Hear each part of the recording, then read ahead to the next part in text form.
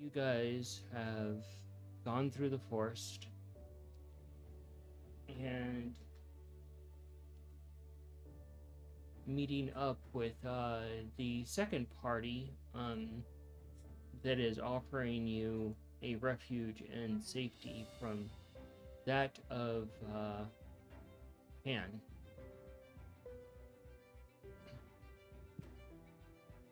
And you've been taken to the camp and been presented with the invitation to the oversized and rather cluttered and messy tea table that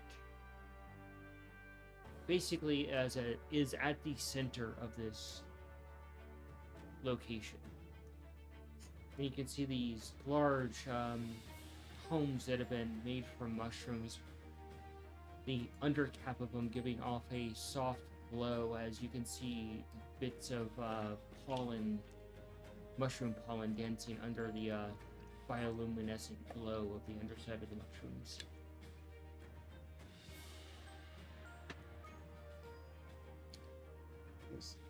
What time of day is this? You can't tell because of the canopy. Yeah. Hey, Mongo. You've been dabbling in the chemical side of things, right?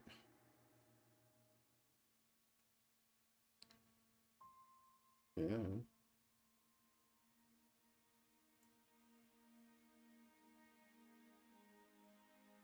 Are you at all curious at why we shouldn't drink the tea?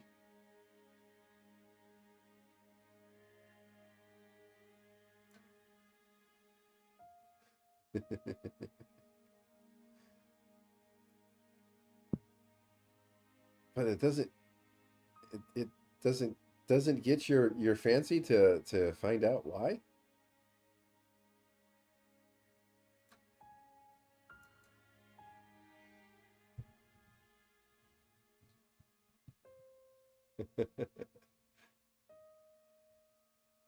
Yeah, sure. Wonder if I have a vial so I can sneak some into so we can analyze it later.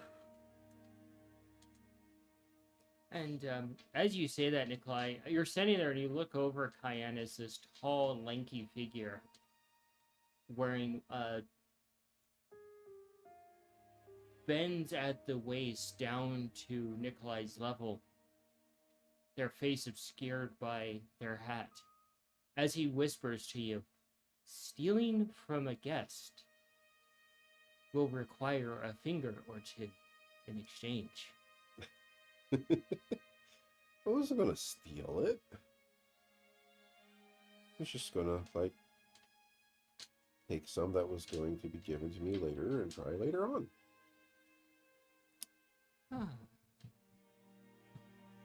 And they stand up and they walk over to the table. And they're like, "Sit, sit, sit. You are behind in the chairs. It is tea time." Take a seat. And everybody's sitting at the table, and Alice sits on the other head of the table, the other side of the table. And she just motions for you, but she's giving you that look as she motions you over to the table of, "Remember what I said about the tea." And you see all the other rest of the motley crew gather and sit at the table, and you can see the very dilated, pure black eyes of the mouse that met you at the beginning of the forest. And she twitches a little bit, and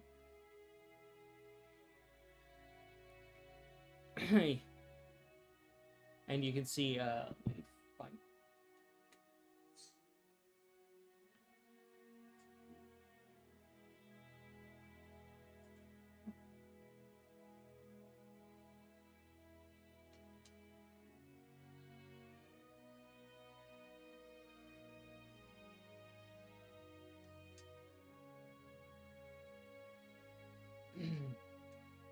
And you can see that big, giant cat that is kind of like your guide climbs up onto the table and lays between Alice and the Hatter and just kind of casually knocks her tea off the table. The Hatter just standing up very angry, looking over at the cat. And the cat simply looks back and goes, "Oops, slip of the tail. I guess she'll have to drink her own tea."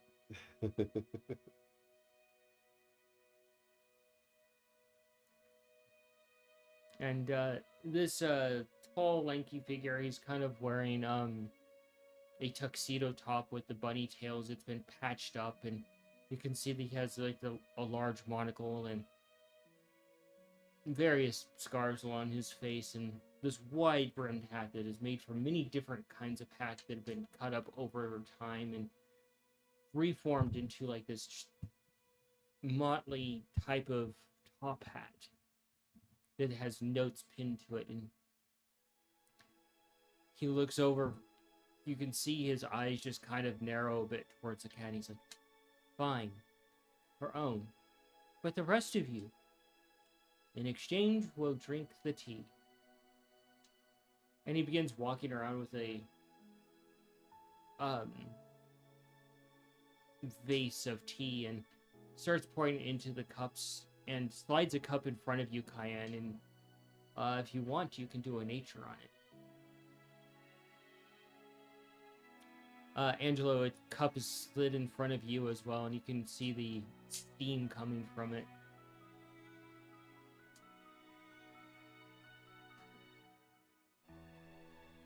Oh, the headset's off again. Come on. You want to connect. Apparently, I am the technical difficulties tonight.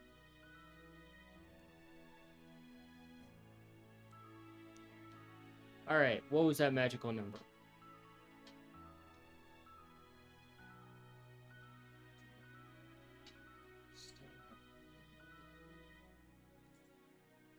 Ah, okay. Now I have audio.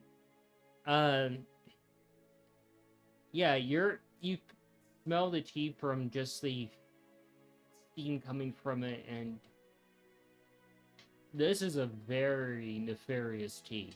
Nothing poisonous in it, but the amount of rainbowy colors that are coating the top of this tea, just like, yeah.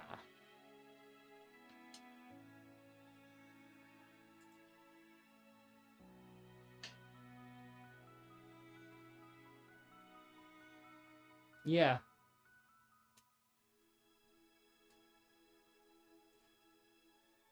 This is like going to, as it's been described, a Charlie Sheen party in the 80s in a cup.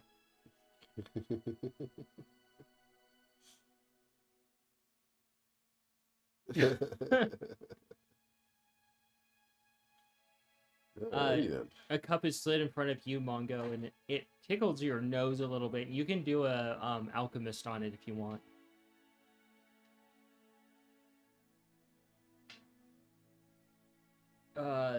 Sleight of paw, I think it was, or intelligence. And a cup is set in front of you, Nikolai, like a small thimble of a cup. Okay. I'll sniff it. It curls your whiskers a little bit. Can you describe the smell that he's experiencing? Acrid, off-putting, earthy. Huh. With a very slight hint of sweetness seeming to cover the nature of it. Huh. It has a rainbowy colors. Yeah, it's almost kind of like an oil slick on the top of rainbows. Like when you see oil on top of water, that weird rainbow sheen. Yeah. Huh.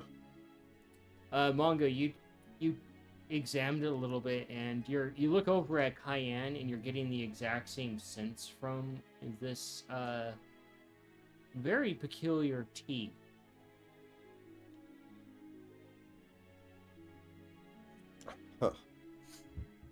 Cup. So you got a 17. 17 on the wisdom, and I'm just looking at this like, Yeah, and you that don't look right. You've come across similar things, but nowhere to this degree. This is a witch's brew concoction of illicit types of drugs that not even like the head of your former clan of the Oniseta would do to someone. Whoa, That's pretty crazy. looking a little bit gnarly there, aren't we?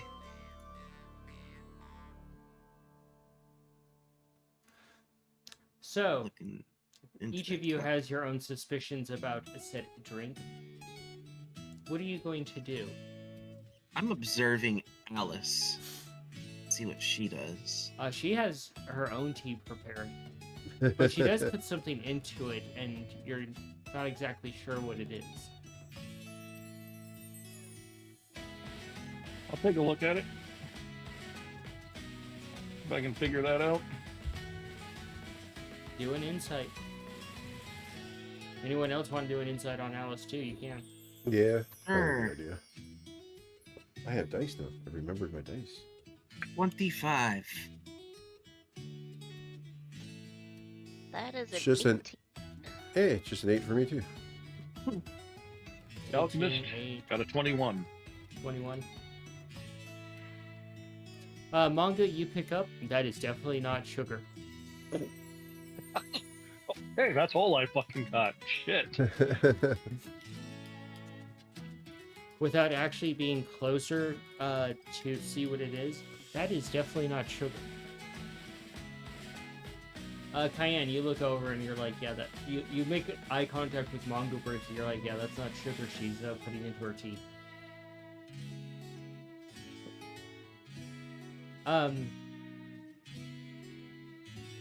Angelo, you can't really make out what the actual powder is because you're a little bit of a distance away. But you pick up something else. You're not sure how to kind of translate it yet. But having dealt with your current party member, Cayenne, and then also her sister, there's something kind of ticking that same box, but you're not sure. It could just be her divine nature of what she believes in, but there's something that's unsettling you more than that. Take note of that. Okay.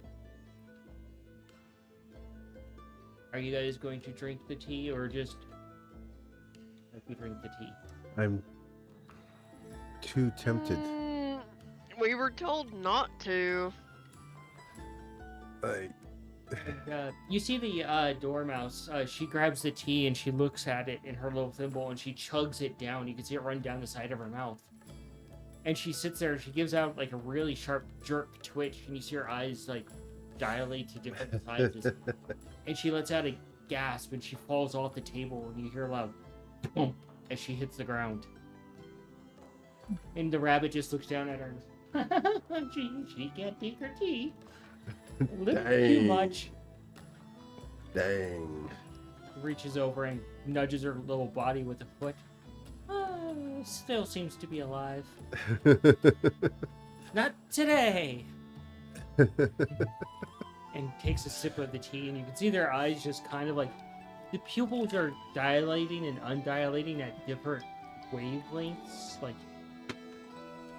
and they're kind of like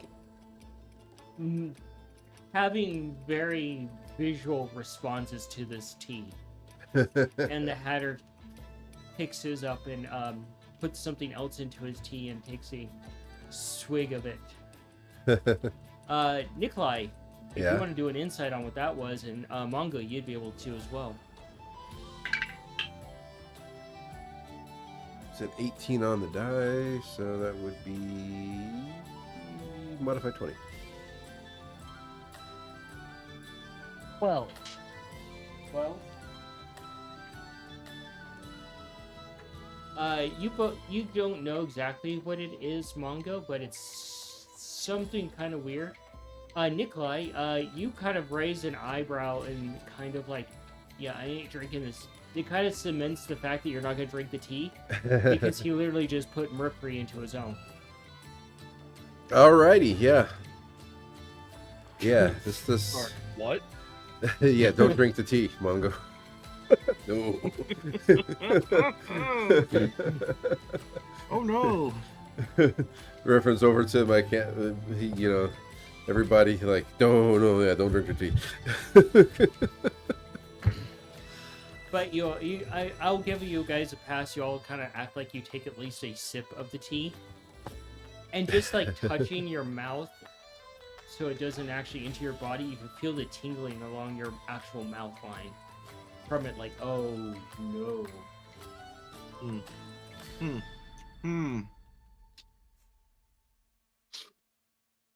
Do I get a clearer idea of what exactly is in this and what it would do to us if we did consume it? You would probably end up a little bit more unalive than that poor dormouse on the ground. Alrighty.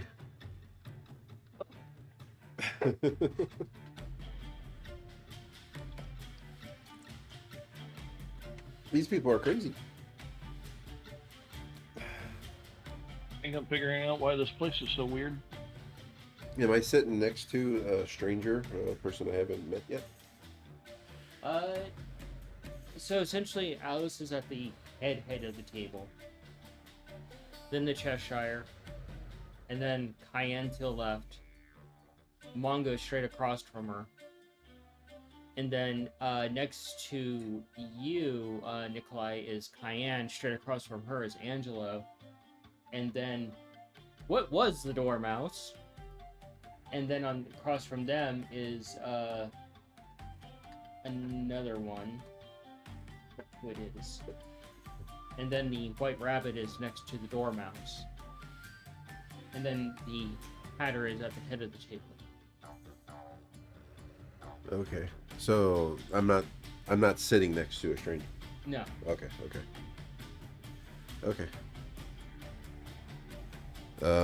Is there any other accoutrements on the table other than the tea? There's basically tea, cookies, and crackers and other nibblies that you would have with tea. Okay. Do they look normal? They seem perfectly normal, and She only said don't drink the tea, so I'll grab a cookie Last or a I cracker or remember, something. we were told don't drink the tea. The food is safe. Don't drink the tea. Yep. Yeah. And I'll grab a cookie that you're supposed to dip in the tea and pretend I'm dipping in the tea and participate in not consuming the tea but looking like I am. And the Hatter watches each of you, and he has like this long, like almost Western style mustache.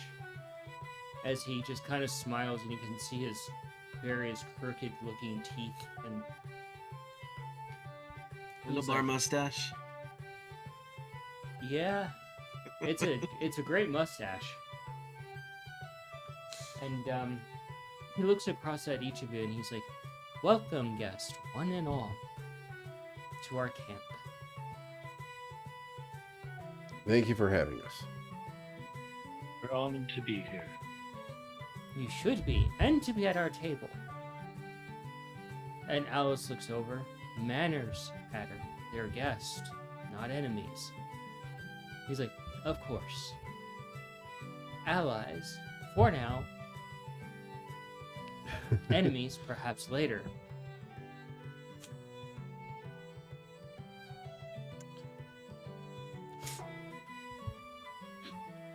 So what's the special occasion here? The rabbit looks at his watch.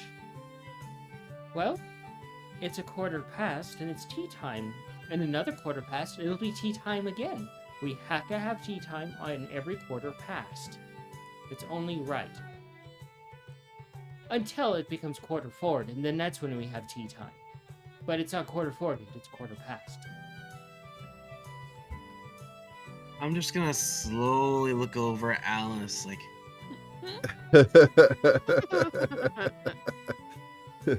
Cayenne is not saying a word. She is just observing in silence. Yeah, just a In slow nod. respectful silence and nibbling on a tea finger sandwich or something. silent communication. Silent communication. Alice is like, of course. And when will that be, Rabbit? And Rabbit looks over. Well, it hasn't been decided yet. Perhaps when we get a good observance of the moon, if it ever shows itself, we'll get a better idea if it's quarter past or quarter forward. Hmm. And the Hatter speaks up. Ah, excellent. Well, keep me advised for when tea time changes. We will have a celebratory tea time for the changing of the guard, as always. Good idea.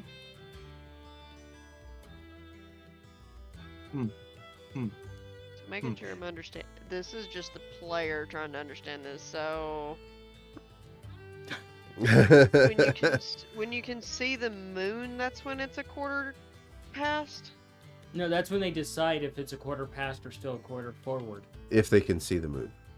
And depending on what the Okay. moon says to them. But we're underneath the canopy.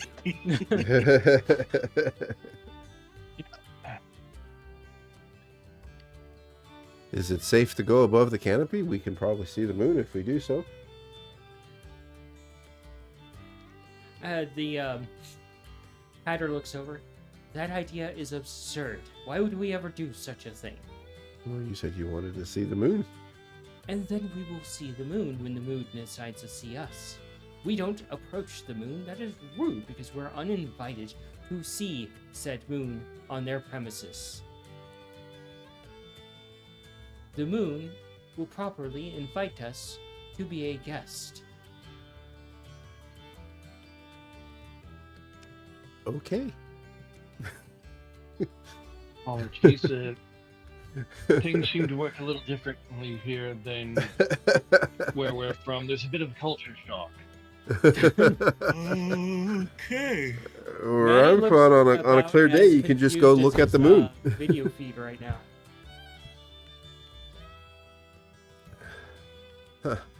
Interesting world you guys are in. Alice stands up. Now, Hatter, we have business to attend to. The guest, that is. Please make sure that our scout doesn't end up dead. It'd be a pity. And he nods and tips his hat a little bit. Of course, Alice.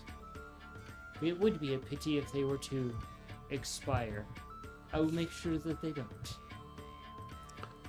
So, I need you, each of you, to make a will save for me. we'll save. Okay. Tom, for you, you could do a will save and an insight. Natural 20 for me. Insight there Three. is a whopping 11.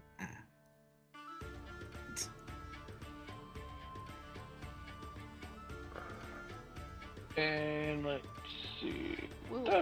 We'll save. That's wisdom. Mm-hmm. That is a 10. Nice, sweetie kitty.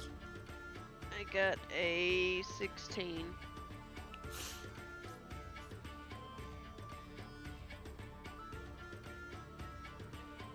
What'd you get, Angela? I didn't hear. 23. 23? You each pick up on it, that every time that, essentially the Hatter speaks, you can feel the power in his words almost trying to corrupt your actual will and bend you to it. Bend you to his words. And, Bongo, you pick up on it as you kind of like shake it off a little bit. Thankful that Alice is kind of ushering you guys away, that he's some sort of bard. Not one you've encountered.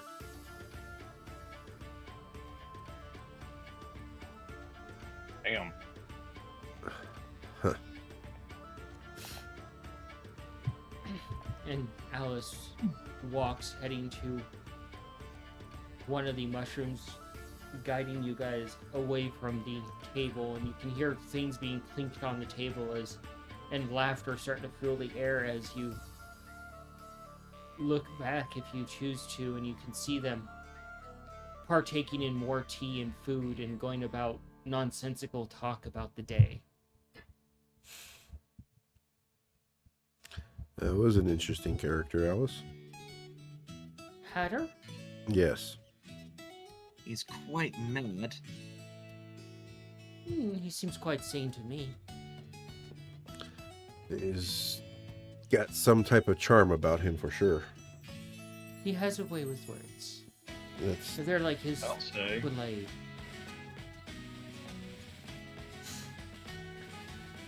Very interesting fellow for sure.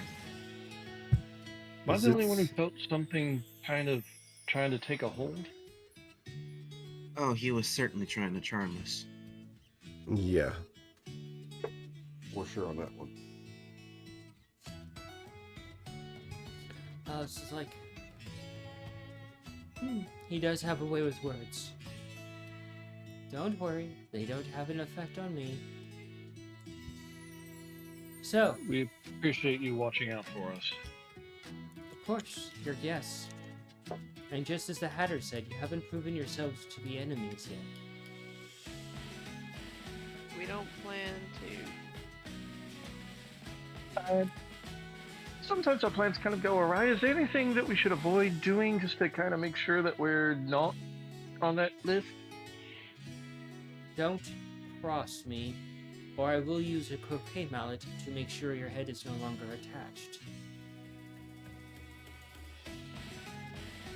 Appreciated. I think what my brother was trying to get at is, are there particular things that we should know about? Specific. Things that would cross you. Proper guests have proper manners. Ignoring those proper manners makes you improper guests. It's quite simple to think about. I'm pretty sure that anything that resembles a parentage to you would have taught you what proper manners are, correct? Yeah, true. Would it be safe to assume, for the question for the DM, that these rules would be very similar to how a vampire would basically need to act as a guest within someone's house? Yep. So Angelo would know exactly what this would probably be like then. I guess I could Angela try. would have proper formal training on how to be a noble as a guest as well.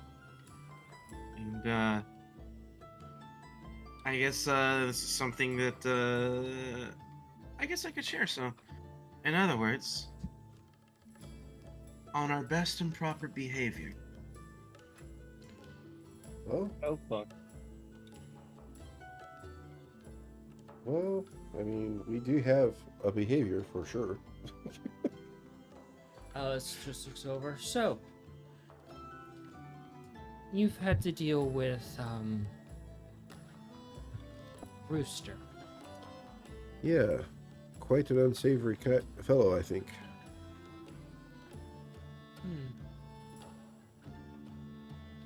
Well, she just kind of shrugs a little bit and sits on this big lofty couch. And there's essentially like armchairs around it, you know, the big giant like English Victorian ones. Yeah. And the Cheshire Cat has followed you in, and the door closes behind you in this almost like library room with a giant mirror where the window would be. So, he seems to have caught you guys in a game of what is real and what is not real. And how are you at running errands? I guess Depending that's on what we're said doing. errands are. I could be very good at it. Well, I have a unique proposition for you. You go and pick something up from me, from a certain fellow, that is a direct opposition of Han. You find out the rest of the story, and you can decide if you want to misbehave with Han, or if you want to keep playing his game and find out what happens to those that play along with him for an extended period of time. Oh, I think we Don't have some say ideas already. misbehave.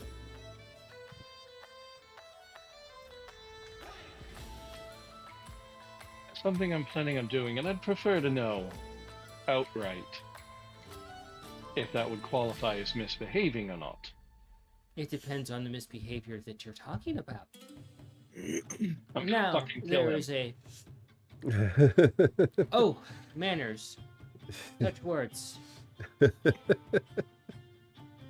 don't want anything to be left unclear. Unclear. You're learning, brother. Thank you. Well, we're talking about proper business etiquette here. Mind the Q's and the T's. And... I believe what the wording my brother meant to use was, we plan to make sure that this individual is no longer sentient. Make him a former chapter instead of a currently active chapter. Precisely. Closing the book, so as to say. Well, that would just be rude. Closing the book means all of our stories. Well, But ending their chapter. there is a problem, though. He knows a place that we need to get to. It's very important on how to get there, which is why he has been chosen as our guide. So, how to get that information while continuing to play his game but not end up victims of the rules is the question. Well, as an expert card player, I will say that not all of the cards are on the table and presented to you. That would just be an unfair advantage. But I'm offering to let you meet a certain king that will fill you in on the few missing parts of the story. And might prove useful to you.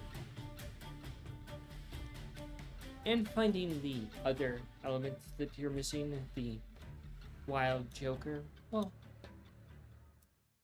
that's not too hard. And, I've always wanted to see what happens when the Jabberwocky gets his hands on Pan. The Jabberwocky? Oh, that's what you're here to help me with, so that you can deal with your problem. Huh. Mind elaborating a little more as to what this Jabberwocky is?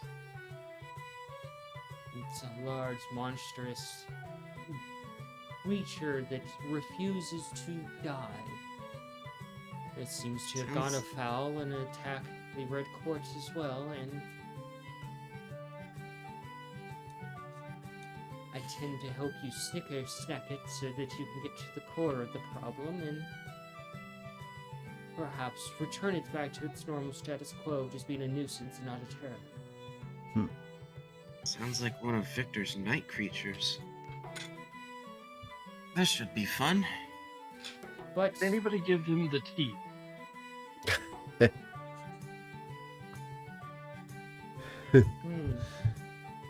If you would like to try and get close enough to present them with tea, be my guest. I'll happily be bemused by your death. So how are you thinking that we should be assisting you to deal with this Jabberwocky then? Well, I will be up in the front. My party will be assisting me, and you will be providing assistance to them. And then once the opportunity presents itself, we proceed with the next step. So we are to assist your party in a fight.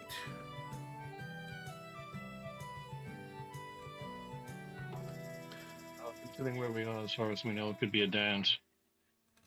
Good question. Is this a fight? She gets up and she pulls down a big leathery tomb off of one of the shelves, and she sets it down on the table, and she opens it up to an illustration, and she points to it with a pointed fingernail. The Jabberwocky. Alrighty. What are we seeing? As each of We're you trying to read gather it. around, you look at it, and it looks like essentially if you took a white dragon and you mixed it with a hydra, and you gave it the personality and mentality of possibly purple back home,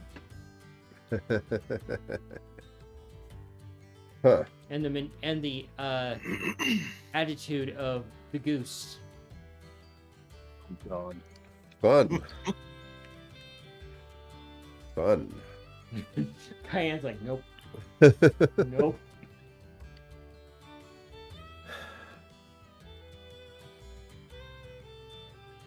So, are you saying your associate, who is a enemy of our guides, would know where the thing is that we're looking for? Most definitely. He's explored these lands. But he's preoccupied with our flying lost boy of mischief. This rooster pan person seems to be quite a bit of a problem for more than just you and your friend, then.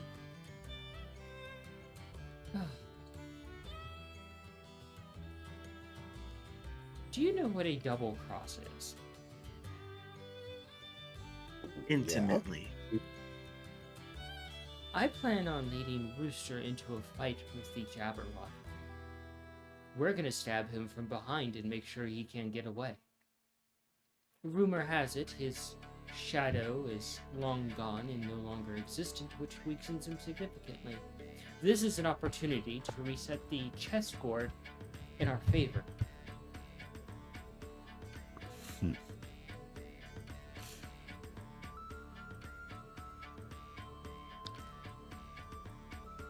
So you plan to bring Rooster with on this fight against this Jabberwocky?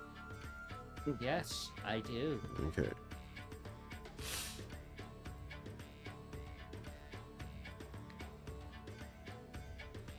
I don't know the full business of what is between Rooster and the King.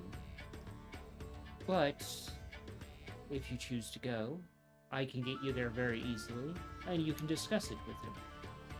Keep on mentioning this king. Who are you referring to? Rooster's opposition, of course. Pirate? Yes. Oh, king he's of a pirates. Pirate king. He's a pirate king. Gotcha. I never mentioned anything about any type of king status, just that he was a pirate. Okay. One way to show disrespect towards an individual is not to use their proper title. That is true. That is true. Cayenne.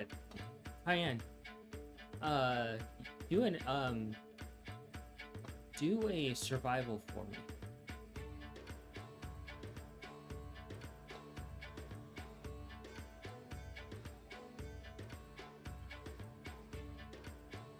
That's a 23.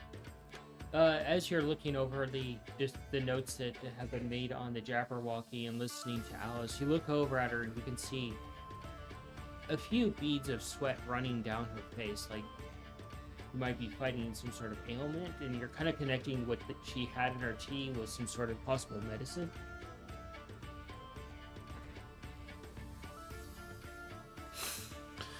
Yeah, if we have access to these notes on the Jabberwock, I definitely would study them. Do a will save for me as you try to read the notes.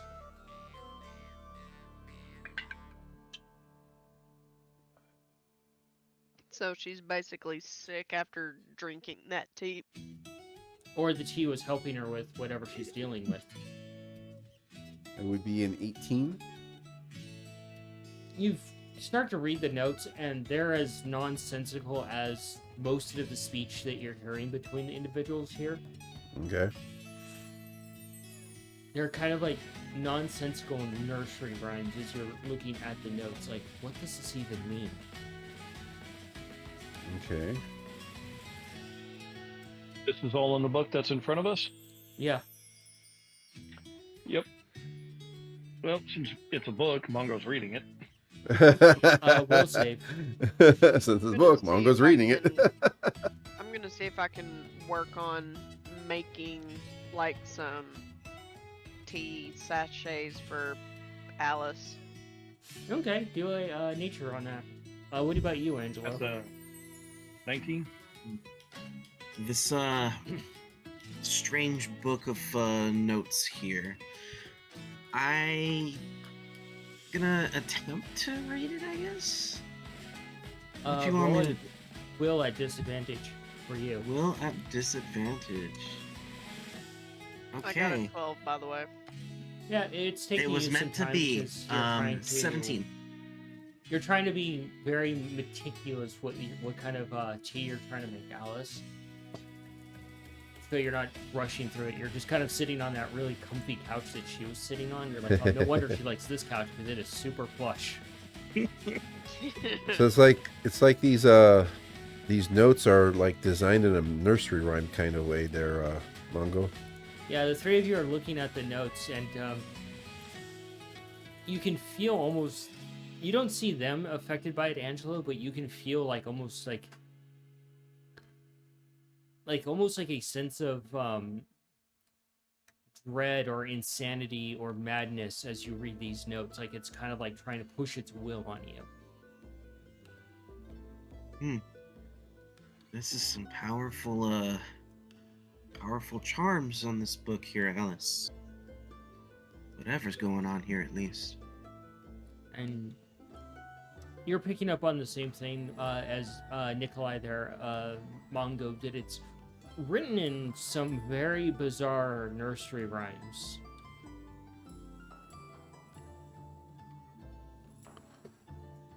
How to understand this? Think Is as a it child? magic? The book? No, it's just simple text. And illustrations. Huh. Well, what's the meaning of this line here as I basically read out and translate a line that doesn't make sense but does? Let me open up a note on that. I actually have notes on the actual book. Because if we can get her to define like one like nursery rhyme kind of line there, then the rest could probably fall into place.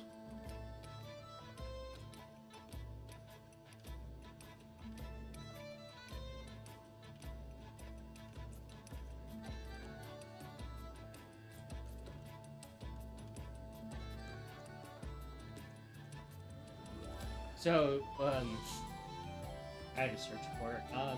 So one of the ones that jumps out at you is a Snicker snack swipe of 2. 2 birds become 1. 3 no more. A simple Snicker snack swipe of 2. Yeah. So, not quite sure what that means. Can you elaborate on that? And she looks over. It's simple. A swipe of a blade. 2 of the heads only become 1. Not 3 anymore.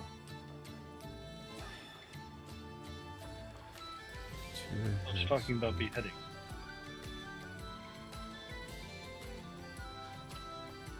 Two heads So, become one with the swipe of a blade. so to defeat this Jabberwocky, one would have to destroy multiple heads at a time? Specifically. Simultaneously? Huh. Specifically, it's. She looks a little perplexed by the question. Almost kind of like, well, it's obviously right there in the notes. A reverse Hydra.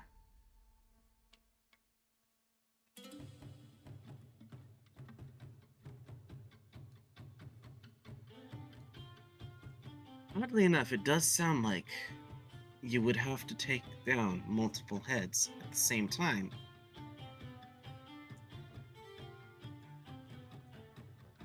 But then again, I don't know. It's a bizarre little rhyme.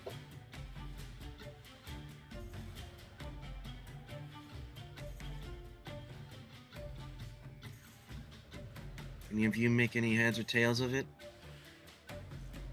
Nothing more than what we've already shared at this moment, for sure.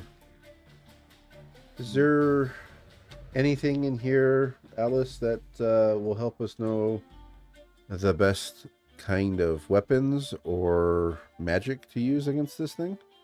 Well, the Jabberwocky is not so much the issue. You're simply providing support and reserve while I get you to the point where you can take on the next portion of the story. That doesn't concern the Jabber. My team and my compatriots will handle the Jabberwocky. The part after that is for you to handle. And that would be Surprises. fair enough. You don't open your presents until your birthday. Very true. However, we have noticed in the past that the more prepared we are, the better results we get. To be prepared is to fail. To be surprised is to lead to success. I To be the way mean, we go about things. it seems to be the way we go about things. Fucking hits me down to my soul. Well, we have our orders. We have a general idea of what must be done. I have no issues with following whatever it is you need to do. If this is what you choose to do, then I'm bound to follow you. So your plan at this time is to have us meet this pirate king, and apparently get some additional story to retrieve something from him for you. Yes. And then we return to you with this thing that you wish for us to retrieve. And then we work together to handle this Jabberwocky, at which point you are leading this Rooster character into a trap to be destroyed by the Jabberwocky, while at the same time also taming the Jabberwocky to some degree. Oh, no, there is no taming the Jabberwocky. There is simply killing the Jabberwocky to reset the game. But it's a little unhinged right now, and not playing by the proper rules that we have all set for it. And I need you to fix it. By being there to assist you in destroying it. Okay.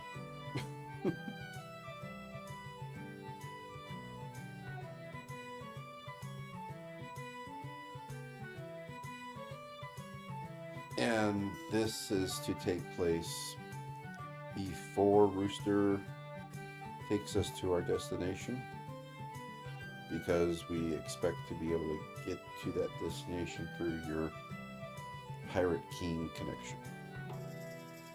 She looks over and she's like, if you trust Rooster, do you think you're actually going to make it to said destination, or will you only make it part of the way and then find out what it is to be on the receiving end of Rooster's gun? Yeah. I'm not a fan of Rooster. I would enjoy nothing more than to sink my fangs into his throat. I wouldn't recommend that.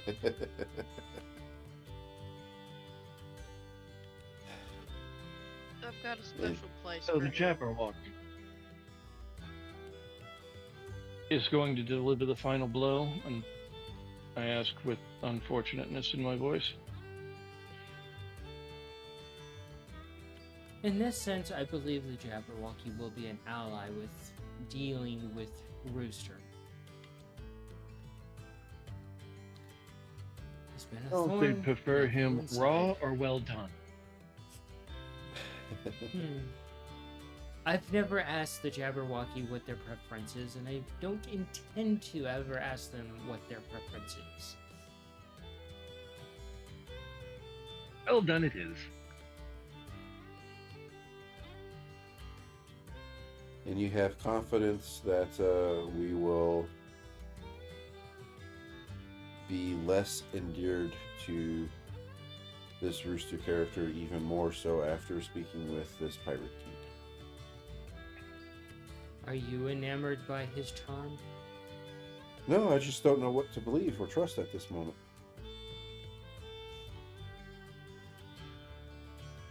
That's all. I don't know who to trust. I mean, dark evil can be accepted to some degree, so long as a greater good is possible through it. So, I guess it would be important to understand the gradients of darkness to deal with.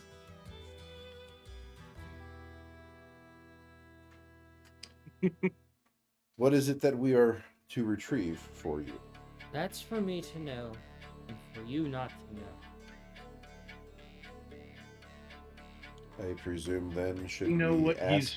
he's what little take two. Does your Pirate King friend know what he's trying to get to you?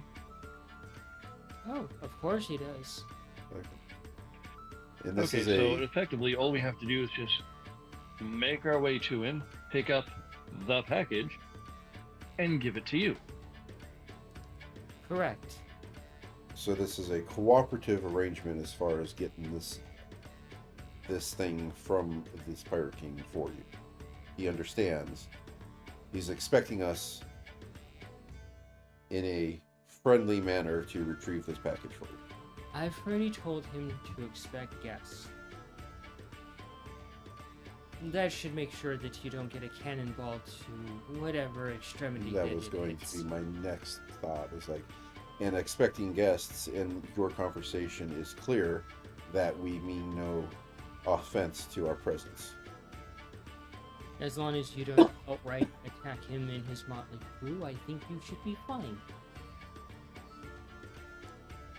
May I ask, why is it that you cannot go get this package yourself? Because I'm currently keeping Rooster where he's at. Okay. We'll actually need to Okay. go talk to the Pirate King with Rooster in tow.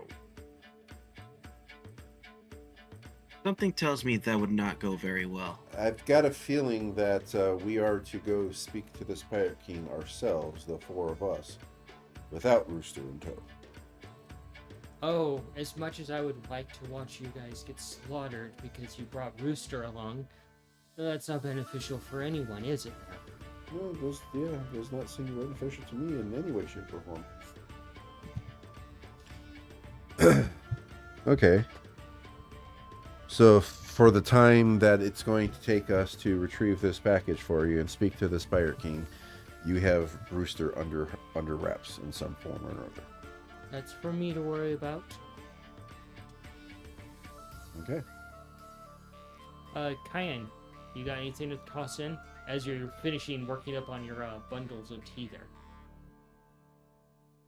I've got nothing. I'm just waiting to see what we're gonna be doing next. Mm-hmm. Will we have someone of your party with us to help us find this and to speak on your behalf for our presence? You hear from behind you by the door where the Cheshire's at. And he opens the door and peeks out and then closes the door and he's like, "It appears that the others are a little indisposed right now." And you hear a teacup hit the door. Quite indisposed of right now.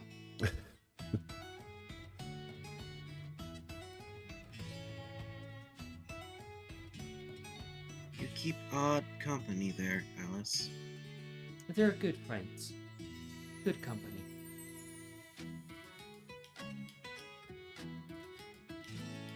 So when do you plan for us to leave? Whenever we stop these bobbins of words, I can send you along your way. The sooner you go, the sooner you get back. And the sooner we can deal with the cock of the morning. Okay. So, presume our travel to this Pirate King is going to be relatively Now. mild. She walks over and she walks over to that big mirror that's between the two bookshelves. And she holds up an apple to it. And she's like, she leans forward towards the mirror. And she's like, "Oh, mirror, are you hungry?" And you see a face apparate in the mirror, and she holds out the apple, and it takes the apple from her. And the apple just disappears into this mirror. And he's like, "Oh, Alice, such wonderful gifts from you. Where would you like to be connected to?" And she's like, "Oh, mirror, mirror, that's quite simple. To the Pirate King, these guests shall go." And the mirror just kind of laughs a bit. "Then they shall go." And you can see it just ripple a little bit as that visage disappears. And you suddenly smell ocean coming through the mirror as you hear some seagull.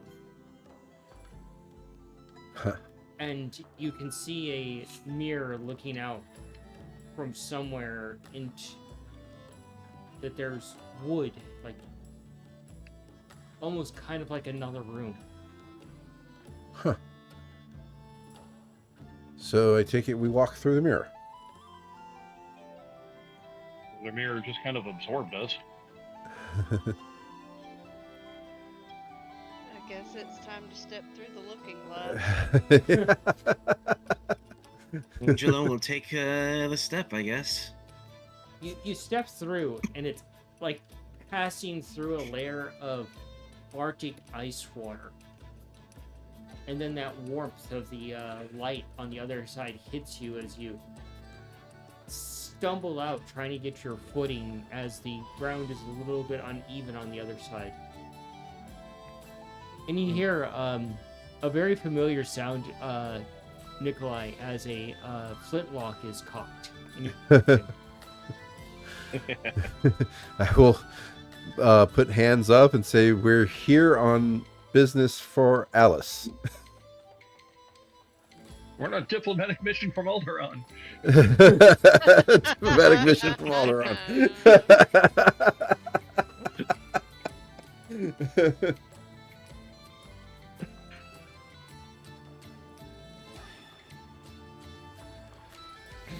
And as you guys stumble out, you see this large, burly man in a coat there, like a large pirate coat and massive beard, and he's leaning on a cane and he has a flintlock aimed at you and a glorious beard. And he looks over and he's like, and he stands like 6'5" in height. He's almost as towering as Lumion, as the light kind of works around him, casing him in a lot of shadows. And while he seems imposing, there's a certain softness to his eyes, and he's like, okay. Just don't mention that flying menace and I won't shoot you. Fairness, however. He aims the flintlock directly at you, Nikolai. Why would you not like this flying menace? And he fires it and it blows up the ground in front of your feet. And you're just knocked on your ass from the explosion. Exact count as mentioning the. Yeah. However, we were supposed to be able to get information from him. And you see his mustache flinch a little bit, and he's like, let's have dinner, and then we'll discuss that problem. Very well. I think that will be best. You Should we shall or should we must. not drink the tea? He looks over and he's like, rum. Rum? Rum is the only ideal drink on this ship. It sounds like it's not tea. Sounds good. I suppose you've already tangled with Alice's fruit. Yes. Yes. It's good to see that your faculties are still intact after mingling with that lunacy house of madness. We shall. Our faculties being intact have yet remained to be proven at this point. We shall see. And you see that you're actually in the, it's very easy to tell because you've all been into it. You're in the captain's quarters already. And he walks over to a long table and sits down the flintlock on it. And sits at the head of the table. And you guys can do an investigation if you want to check out the details of this place. Yeah, for sure. Sure. As I look around, so I take it you are the Pirate King we are here to seek. 25. 14. 11. Hongo's just here. Yeah, apparently. Yeah, he smells fresh food. He's like, oh, thank God, it's not tea. So far, the Pirate King seems to be the most normal one yet.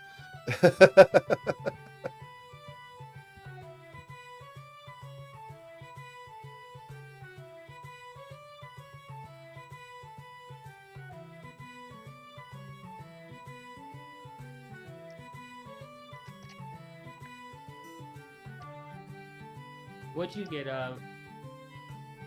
over there, Angelo? Oh, 10. I thought I said that. My bad. So you guys take a look around and you take in the details of this captain's quarters. The first thing that jumps out at you, Cayenne, is that there's a shrine and portraits. And you pause for a moment, already getting your first piece of the puzzle. You see a portrait of what could be a wife, a daughter, and a son, and the son looks an awful lot like Rooster.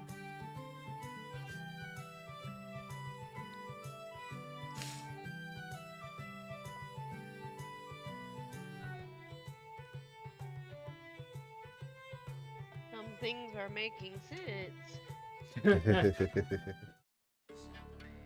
Cayenne, as you walk towards where you're gonna sit at the table, this large gentleman walks over next to you. He smells of rum, but also of like mesquite fire and just general like herbs that almost like a deodorant type of smell to keep him from smelling off. Like he actually bathes regularly and takes care of himself. And he pulls out the chair for you and offers his hand to help you sit down as a gentleman would. To not offend, I will accept the help in the hand. He helps you sit down, and then he unrolls a tablecloth and sets it across your lap and gently pushes you in. And then returns back to the head of the table. Thank you, sir. He's like, manners are the core of a society, and you are a lady that is a guest. I should treat you with the utmost respect that you deserve. That is very much appreciated. I shall do the same. He's like, what was your preference for food?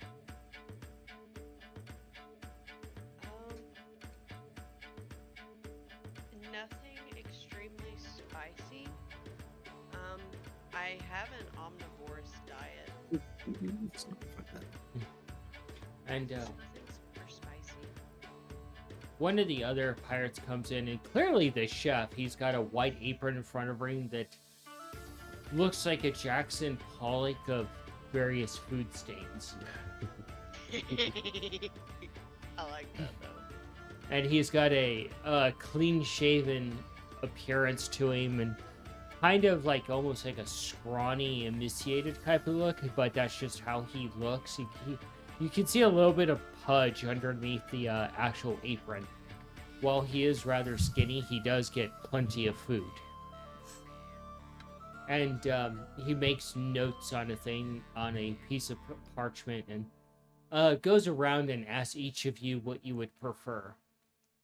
And she looks over at you, Angelo, as you give your preference, and he's like, we have something special for you.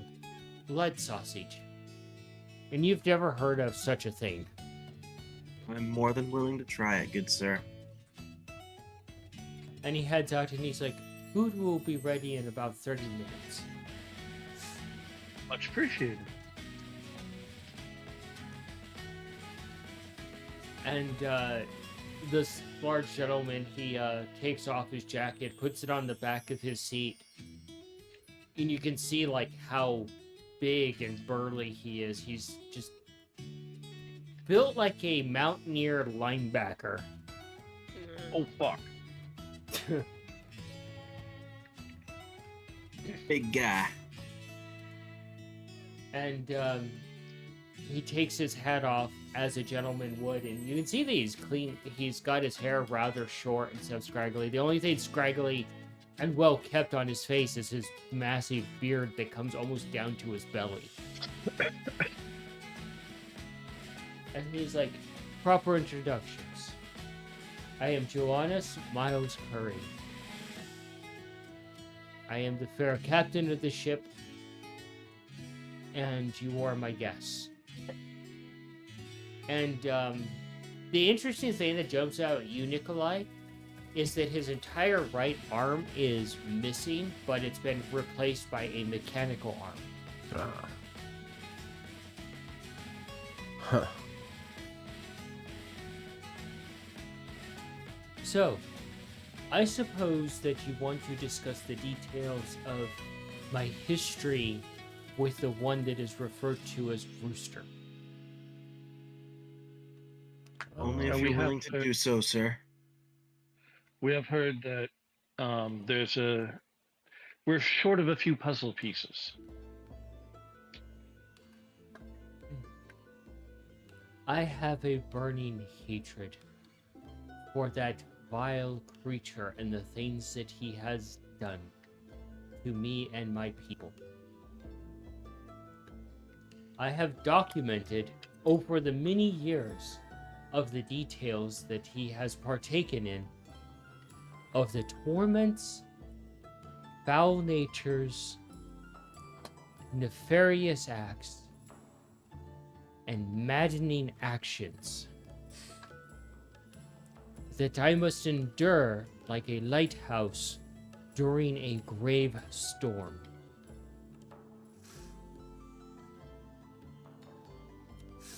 Let's get the basics out of the way. He is not who he seems, and he masquerades around with the visage of my dead child.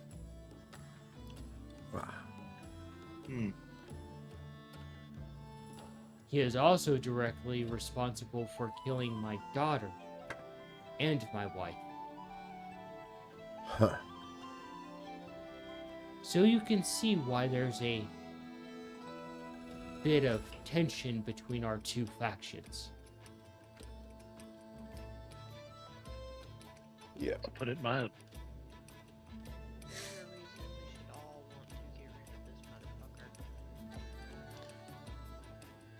I apologize for the rudeness in my voice, but I cannot be polite about this individual. Within the current standing of the situation, politeness is a secondary action, as we must speak frankly so that there is no mincing of words and details that go lost. Thank you kindly. What is a Sounds- certain individual that... not you, Angelo, because you weren't there for this particular thing, but Nikolai and Mongo, you might remember a particular individual we dealt with long ago. What would you call someone who is like this all the time? That was him.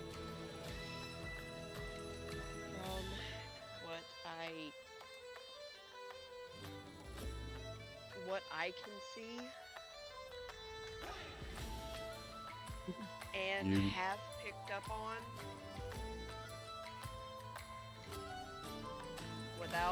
without mincing any words, yes. So that shadowy fiend was his shadow. He has become more erratic recently and more outlandish and violent.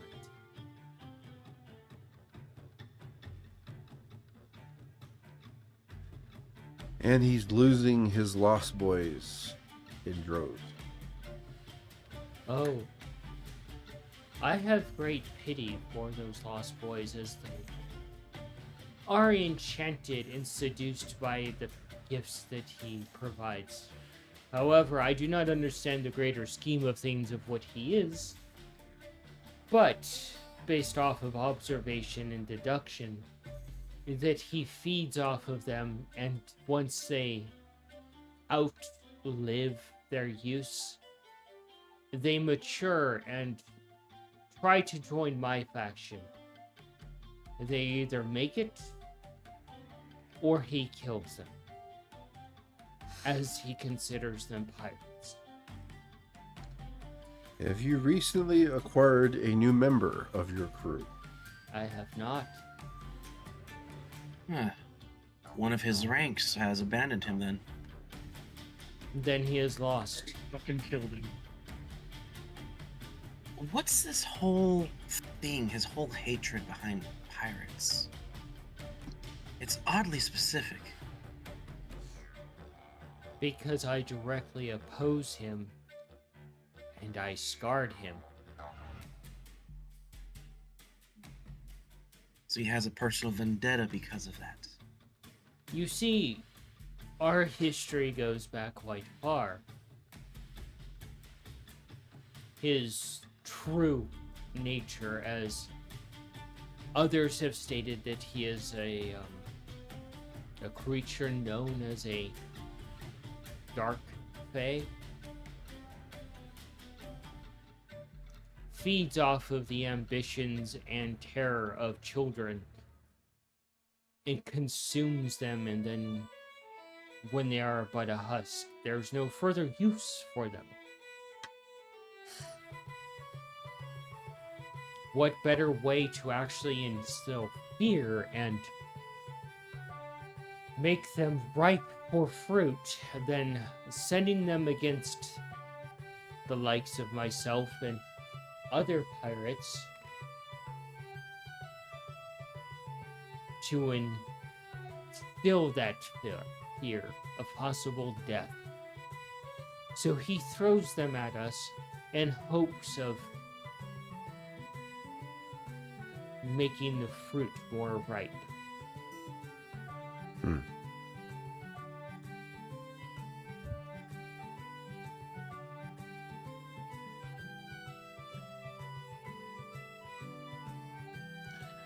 Interesting.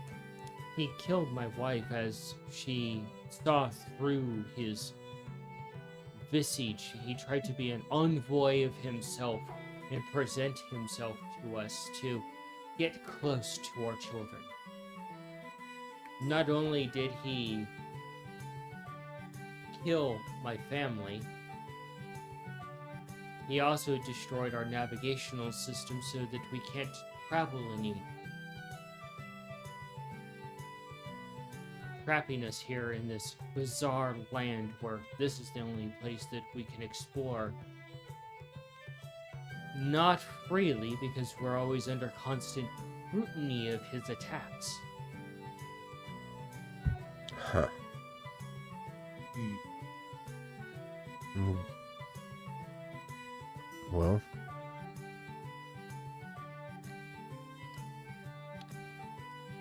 this navigation device, do you still have what's left of it?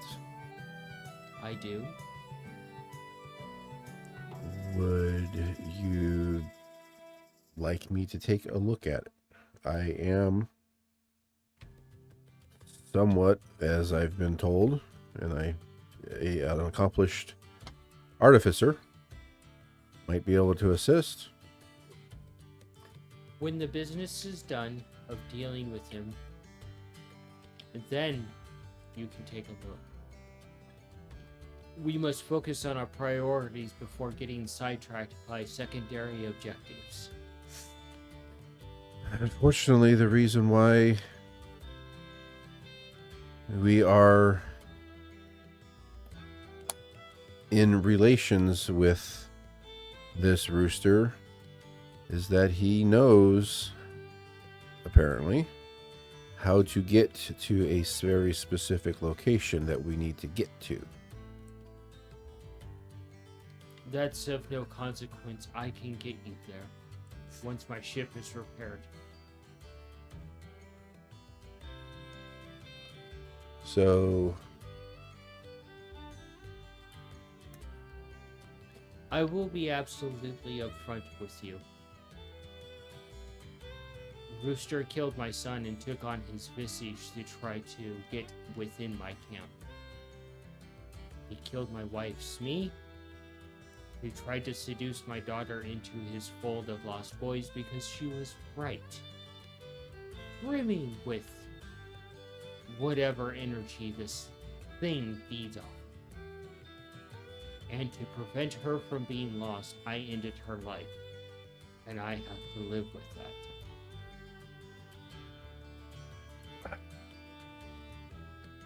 Take a look at the picture that he has hanging up. See what his daughter looks like. She looks absolutely darling. Like, she's got golden locks. She has a very vibrant face, and you can see that just by looking at her, Mongo, that she was academically adept. Cayenne, what you see from the photo is that she seemed very loving of nature, as that she has her hair braided, but it's decorated with each braid segment with feather, or with not feathers, with actual flowers. So not food. Got it.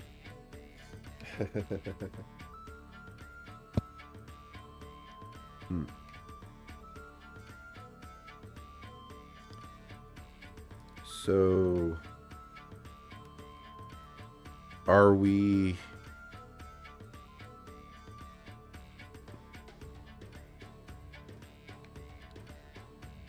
trying to Tell him think? if it's the last thing I do. Yep, that's what we're going for. Well, No, it's Alice like- has a plan on dealing with Rooster. Alice has been a neutral party in this whole situation to keep the peace between the various factions. While her methods are unorthodox, hard to discern on a battlefield, if she is stepping in, then we survive a chance.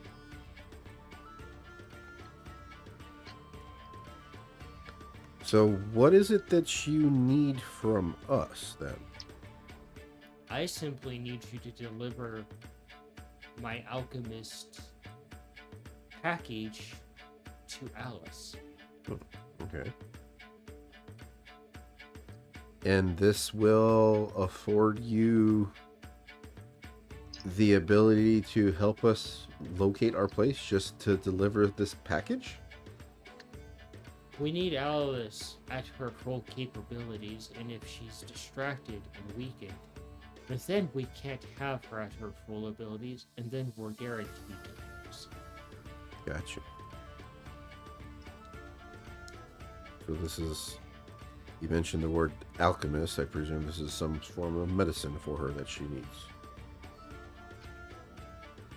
And food begins filing in eventually, and you see a smorgasbord of essentially tropical fruit served to you, Cayenne, with a little bit of meat, but more vegetables.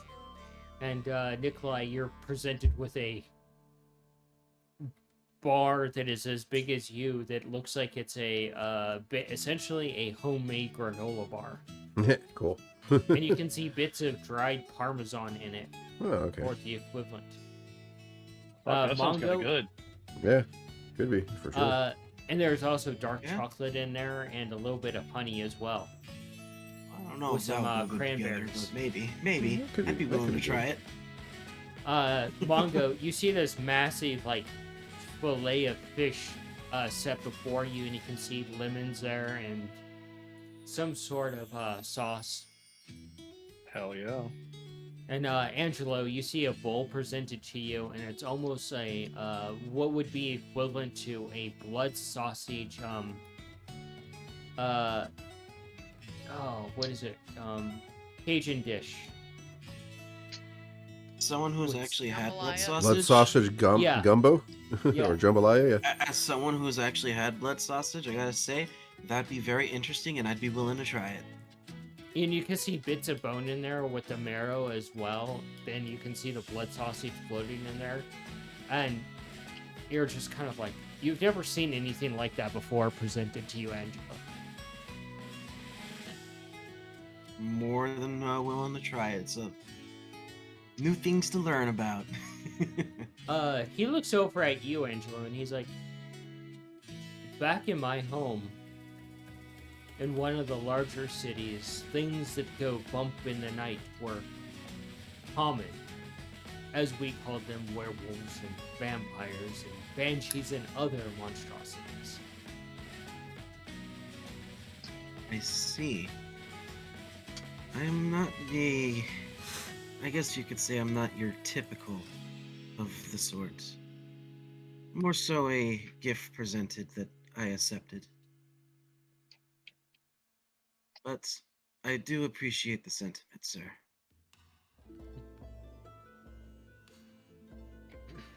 This looks very So- interesting. I cannot wait to try it. Mongo, as you dig into this fish a little bit, the bottom part of it has actually been fried in some sort of batter, and it's some sort of really tasty, fresh white fish.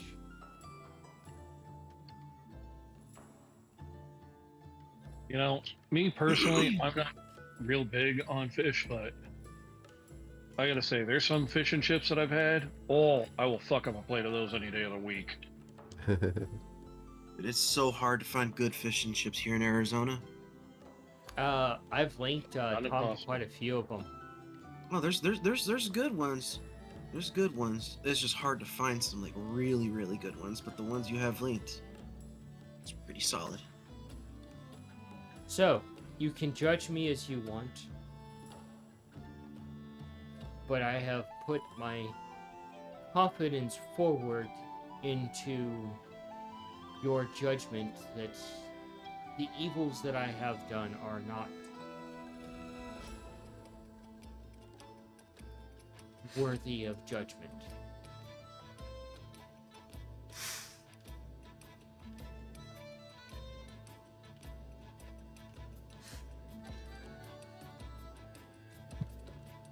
So, help me understand this. The use of the word pirate from where from is often associated with seafaring vagabonds.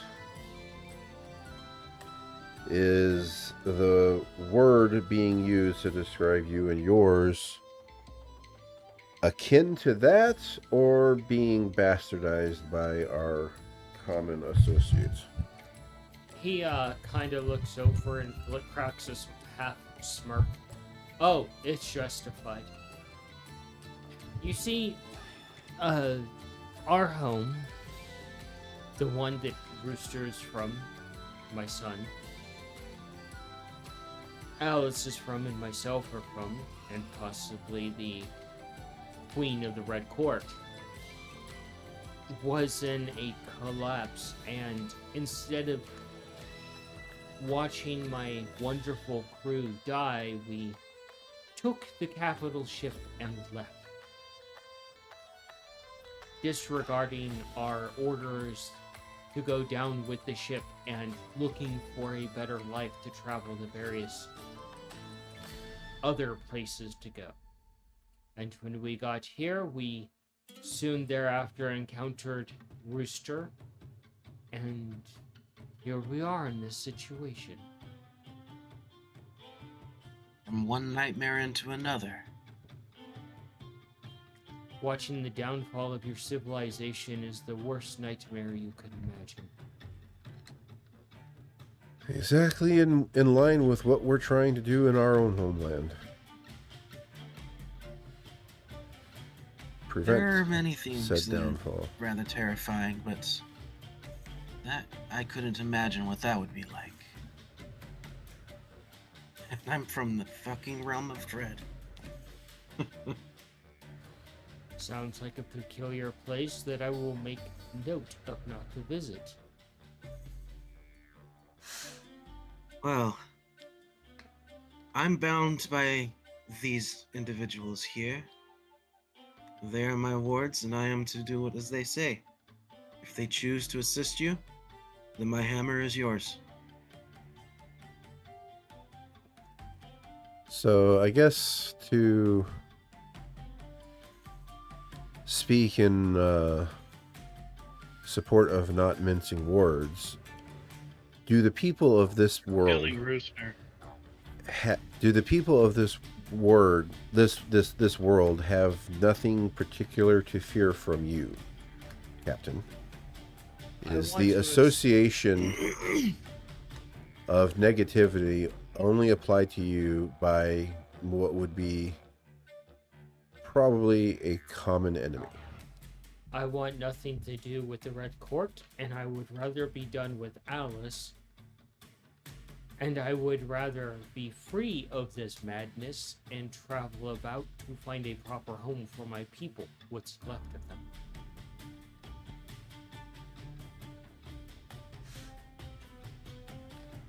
They have put their lives in service to me, and I must reward them for that by giving them their lives back.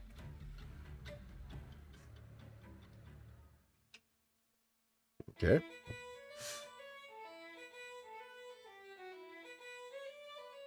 Just trying to get a sense of if this guy is just talking nice or if he's actually just as much a victim as anybody else. You can do an insight there, Nikolai.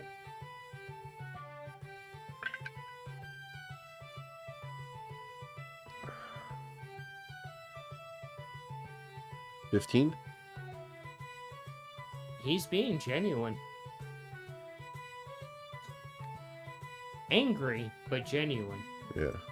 Okay.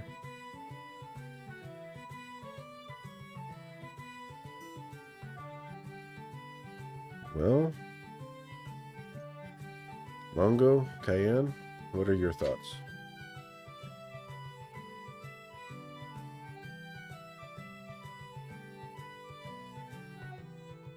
What he did to her, Rister's going to die.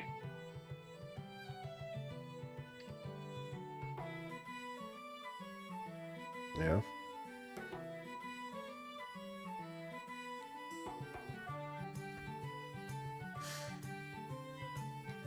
Cayenne?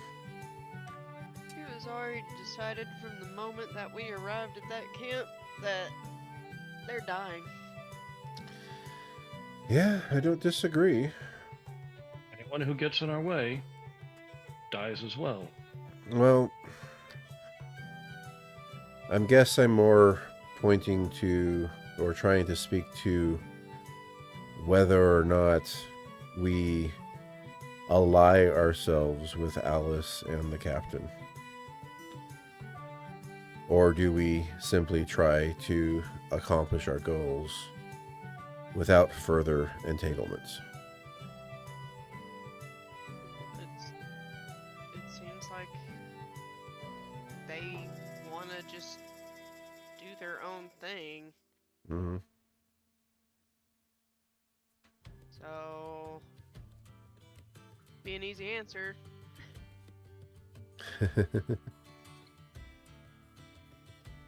All right. Well, if you two are for it, I'll be there with you. So the dinner carries on fairly quietly.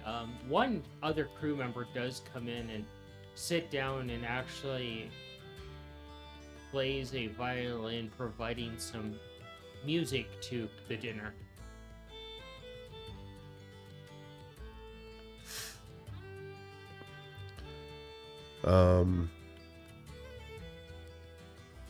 Would like to ask the captain who did the work for his arm. Oh, what happened to it? No, who did the work for his arm? That is the alchemist that that provides Alice with what she needs. During our stay, would I be able to have the pleasure of meeting this alchemist of yours? When we travel, you'll be able to meet them. Okay. Because I would certainly like to learn anything I can from a fellow artificer. Such a strange word. I'm not familiar with it. Mechanic, I suppose? Engineer? From where I'm at, we refer to them as crafterians. Crafterian. Yeah, makes sense.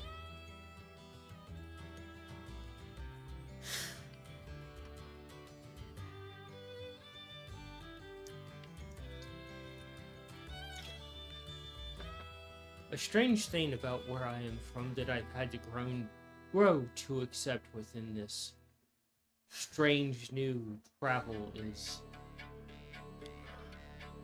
the arcane was illegal from where I am. Huh. It is strange to be exposed to it and use it to travel to different places and embrace it. It's hard to understand why it was so faux pas. I can only guess. Perhaps it has something to do with propensity of misuse. The people of my world embraced technological wonders as opposed to magic and eventually outlawed magic. Yeah. Strange, but understandable.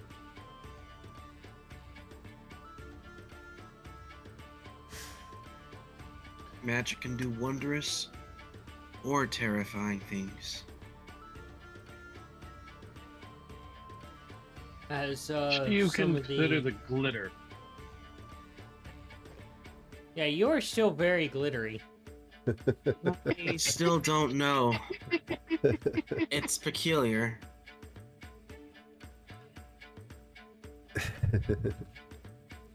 He looks over and he's like,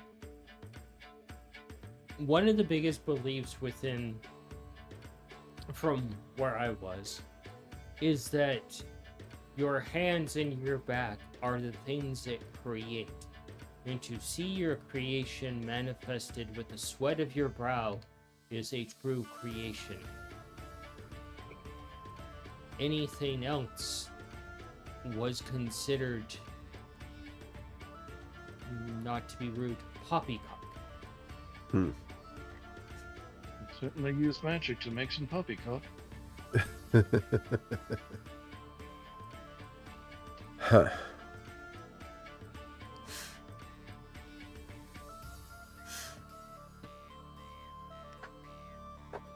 So, as you're sitting there, the another person eventually comes in, and Cayenne, you look over, and she's a tan woman, and she is shaved completely bald. You can see various burn scars on her, a few like line scars on her, but she is built like a brick outhouse, and she's got these massive leather gloves on. You're like, she's the crafter.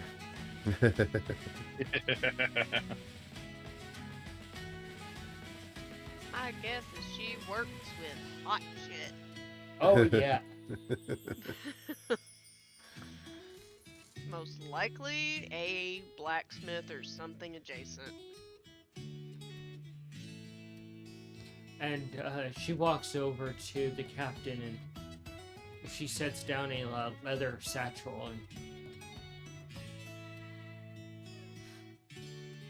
she looks over at the strange group, and she just raises eyebrow a little bit, and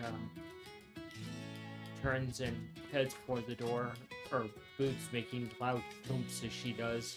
And she just heads out the door, and it's just like,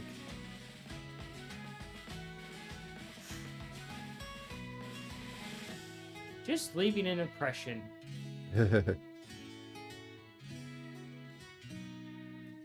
Take it that was your crafterian. Aye. Mm.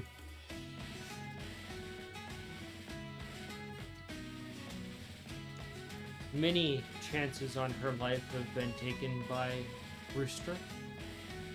None of them have been successful. Well, That is a very familiar feeling.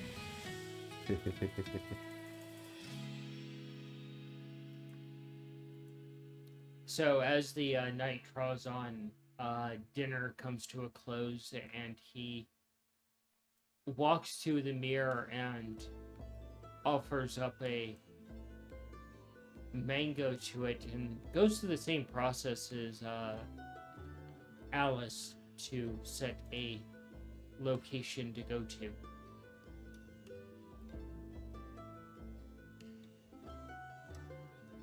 He's like, safe travels.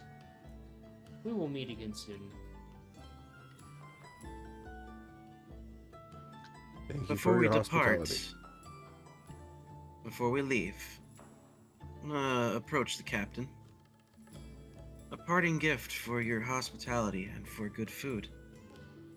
And I will open up my box of magic cigars and take out one of the Greater Restoration cigars to give him.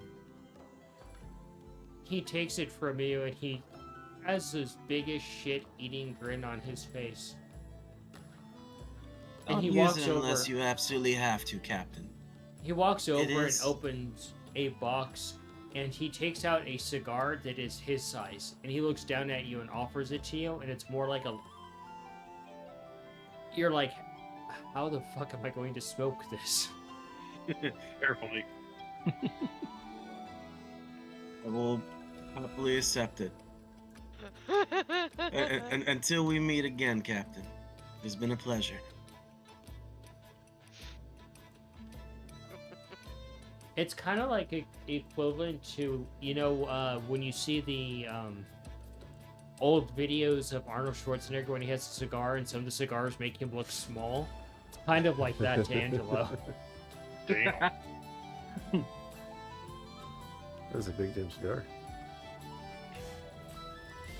Make sure I mark Cayenne, that if you off. want, you can do a nature on that cigar. Oh boy. So this cigar is physically larger than both Mongo and Nikolai. Yeah. Yeah, probably. I got a 19. You take a smell and you look at what you can of the details of this. Whatever the fuck that is, it is absolutely beautiful craftsmanship.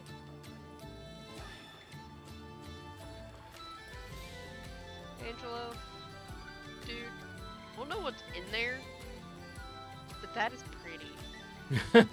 Indeed, it is. I'm gonna keep it very well wrapped and taken care of for special occasion. I think made that's, sure like, to mark it literally- off though. I think that's the only thing that Cayenne could literally say.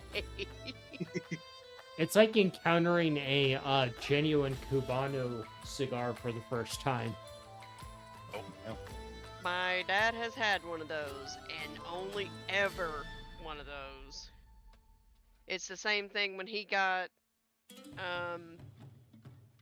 offered a certain giggly substance every chance he got when he was working in Jamaica. He said he felt as elated when he got that Cubano cigar than when he got propositioned to get a little happier. That's pretty amazing. Yeah. I no longer have greater restoration. So, as you guys head back through the looking glass, you find yourself back in that library room. And you can just see the gloating eyes of the Cheshire upon you. What do we call you? Asking the cat. Eyeballs. Yeah. That depends. What do you call a floating cat? They can be here, there, or nor there. And the smile just appears as it fades away. And that just sends chills up your spine, Angelo, like, oh, Jesus. Very interesting critter indeed.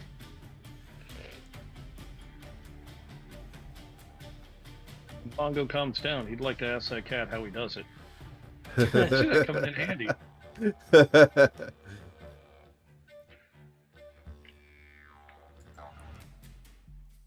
So, go ahead, Cayenne. Oh, I was yawning. Oh, it sounded like you were about to say something. No. I was yawning. I was yawning. Suddenly, the spotlight on Cayenne.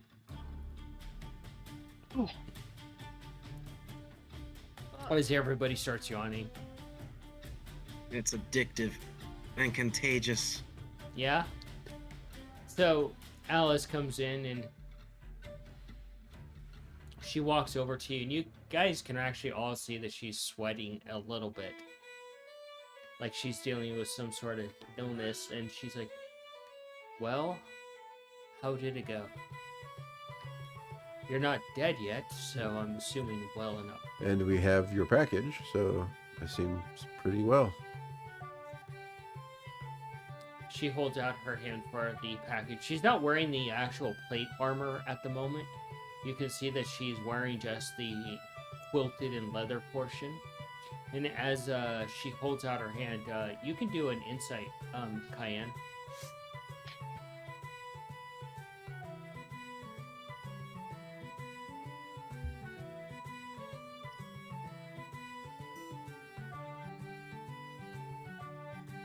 That's a 22. Holy shit, okay. You look at her and you're kind of picking up something weird about her. But you look her over and you can see what looks to be the burn scar around her neck of a noose, and you can see various scars across her wrists.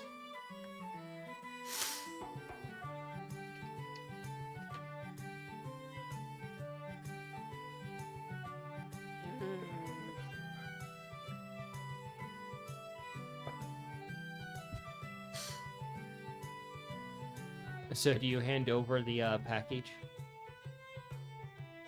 Yeah. Whoever has it, yeah. I'm sure that it will be handed over. I didn't have it. Remember to grab the damn thing before we left, right? Well, Yeah, I would assume one of you got it. Actually, I would say Cayenne, you would be the one to carry it because you're the one that's most familiar with carrying around strange substances. Yeah, okay. Because it would have been me or Angela that would have grabbed it. Yeah. I think it makes more sense for Cayenne to do it because Angela's still a little too new to the team. I don't think he'd be fully trusted just yet. you're only trusted give her as far the- as you can be thrown. So I'd give her the package. She takes the package from you and she holds it in her hand and she's like, "You're free to roam about. I'll meet up with you in a little while." And she heads off with the cat with her. You can see it fading in and out, almost like a perfect chameleon. Little wisp of smoke occasionally coming off of it. Cayenne, as you're standing there and you kind of go to brush your hand off, you pause for a moment. You can see some of the substance on your actual fingers that seeped through the stitching in the bag from the powder. I'm gonna examine it. Go ahead and do a survival for me.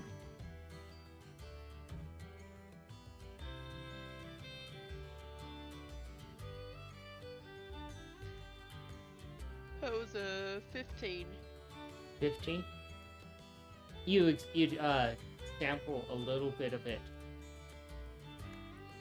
Not enough to like do anything, and it's just a very odd taste to you. But you can feel like almost like a tingling calm feeling. Essentially, what this is the powdered form of lithium.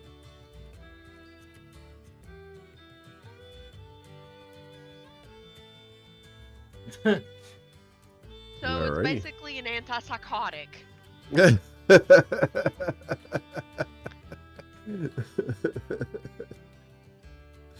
Alrighty then.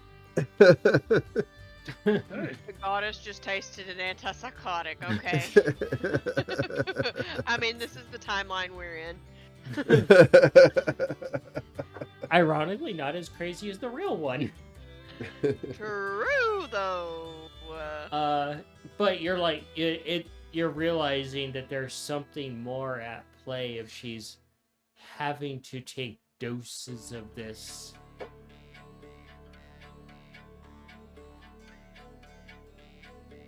Alrighty then.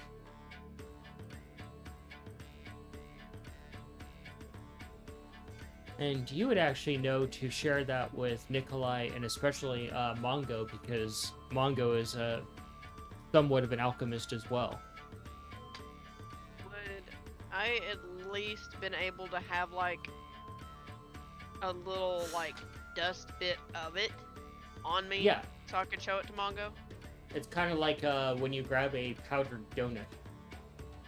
Okay, so I'd still at least have enough on me so I could show it to at least Nikolai and Mongo so they could work together if they wanted to try to replicate it if they could.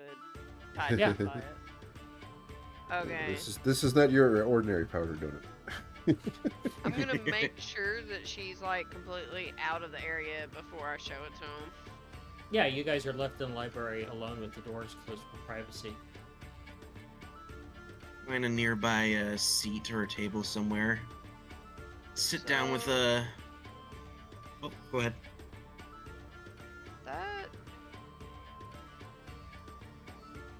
Did y'all notice that she's acting? I don't know, sick? Yeah. She does seem to be sweating a little profusely. Also, I got this on my hands. Is from the package we just got. Hmm. My small analysis that I did points it to the substance that's most commonly known as lithium. Hmm. Wouldn't I know. don't know if you want to, like, if you, Mongo, or Nikolai, or Angelo want to investigate this? See if there's anything else, because something seems up if this is being used. Angelo, you did pick up on something strange about her earlier. What would that be again?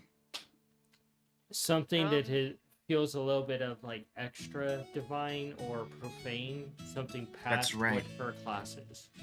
I will say that I do get an odd feeling from her in particular. There's something akin to the nature of, well, you and your sister, Kayan. Something either divine or profane, but I cannot get a beat on exactly what. Perhaps she's cursed? This is that's her affliction? Hyan, go ahead and do a god ability check.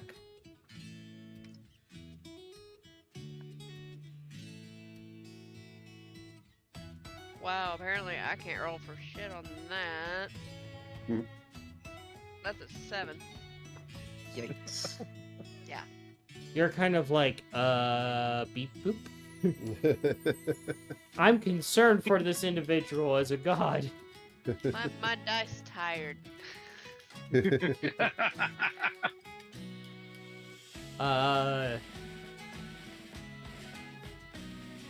Mongo, you can choose to roll essentially some sort of alchemy on it. Or even a religion if you are daring. You know, sometimes, Tom, you get best rolls when you do stuff that your character shouldn't do. Fuck, right? You know what? Yeah, let's go religion. Okay, then. 'Cause I mean, dude, you're not wrong.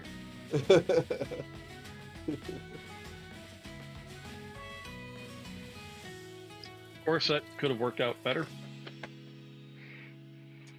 Oh no. Apparently, you are wrong. Apparently. Yeah, that would be a 1. Well, Oh yikes. Mongo. Mongo, you reach up and you just lick one of Hyan's fingers. Like, well, best way to test. There's To the be fair, artificer in Mongo's you. got a lot going through his head right now after the stunning revelation of who Smiley was and how homicidal he is turning. Oh, you instantly just start. You instantly I just could not hear start you. mellowing. Yeah. Man, he's coughing to death in his mic.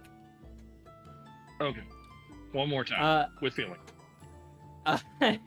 You instantly feel the effects of whatever this is starting to mellow you out like a vegetable. Oh, that's probably a good thing. So, Mongo.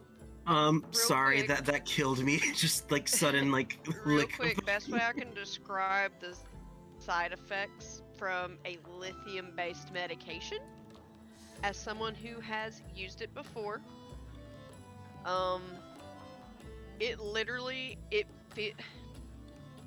it feels like that kind of, you know, when you have like the shower at like that like low trickle, but the water is almost like as hot as you can stand it. You know when it's trickling like over your Yeah. shoulders? Oh yeah. You get that sensation from your shoulders all the way down to your ankles. And then your muscles just completely just decide to stop functioning and you're just staring at a wall, a ceiling, or just nothingness and just drooling. You forget spans of time for hours at a time. Mongo just falls backwards onto the ground, just starfishing, staring at the ceiling. Huh. And here's the best Alright. part. You can hear everything. Oh, You know exactly what is going on, but your motor reflexes are like, wait, what was I supposed to be doing? there's this old movie that by Guy Ritchie that I love, Snatch. I know most of us have all seen it at least like a dozen times. And there's a part in there where one dude gets uppercutted and goes into this whole like dream sequence Slow-mo, almost. yeah. Yeah, that's kind of what I'm seeing happening to Mongo right about now. So, did he just tear your fingers and then? Just one finger. How potent is this stuff? I look Holy- I look in my bag for a vial or something so I can recover some for Mongo to look at when he comes back to reality. Uh, Yes, you- I will move over and pick the cat up and sit him down on a chair nearby. he's like a ragdoll in your arms. This is okay. This is fine. I will set him down. I guess I'll sit down nearby, and I'm just gonna be reading from my book, but I'm gonna keep an eye on him, since it's my job to keep him alive, apparently. Hey, Nikolai, Yes. do a religion Magical for out me of as you order get sign some. that just materializes over Mongo. Mongo's devising a new spell called Lithium Cloud. What was I doing? Oh no, that's the new shroom child. Good lord. Oh no! What skill did Scary. you want me to roll for again? I forget. Religion. Religion. Okay, that's a weird one. 12. Alright, let me switch music here. So, as you get some off of one of Cayenne's fingers, if she's now paranoid about this stuff because of what's happening to Mongo. You look at it for a moment, you think for a moment based off of, you use your little moon mouse brain of deduction based off what Angelo said, the effect that's happening to Mongo, what Cayenne said, and you get a light bulb. Okay. Perhaps you can have her take a little bit more and then try to pray to her and see what happens. Wait. Try to pray to Alice? No, Cayenne. So have Mongo take some more and try to Cayenne take a little bit. and oh, Cayenne take a little bit. And then pray to Cayenne? Yeah. Oh. Why? Should we be in the same room with Cayenne praying to herself? Pretty sure No, that'd be it's- the equivalent of dividing by 0. No, Nikolai would be the one doing the prayer. I would be the one praying to Cayenne. I was so. So go ahead if you want to run with that. Yeah, sure. Let's find out. So Cayenne. Okay, you know what? Fuck it. For shits and giggles, let's do this because I'm confused at how this is gonna play out.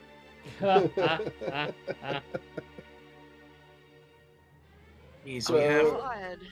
We have the scientist about to pray to the goddess, and the wizard that's being looked after by the warlock.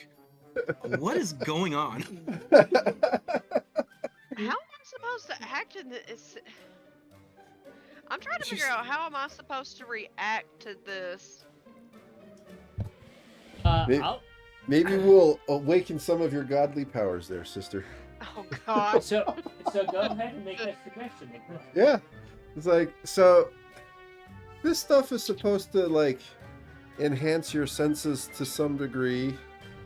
Like, what if you can unlock some of your abilities like your sister did if you were to use some and someone were to pray to you to, like, try to fix Mongo? Oh. I mean, we can give it a shot. Are you sure that's a I good hand- idea? I I mean, hand the look what it vial. did to I hand the cat. vial. I hand the vial back to Cayenne. And No. Take a little bit. You would have your vial, but you still have like your index finger covered in powder. Well,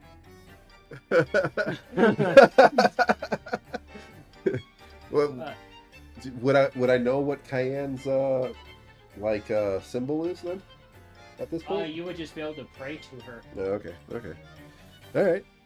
you So, know, as you do that, So you guys look at the strange between you, Angelo, and you. The first thing that stands out, she's still fully functional, unlike Mongo. so I get down in a prostate prayer position and just pray to the great Cayenne. Please help my brother Mongo recover from this drug overdose. Cayenne, as you're waiting for the prayer that he's apparently doing, you don't hear anything, and you kind of feel your divine abilities suppressed. So it does the opposite. Interesting. Some handy information to know. If I wasn't 404'd.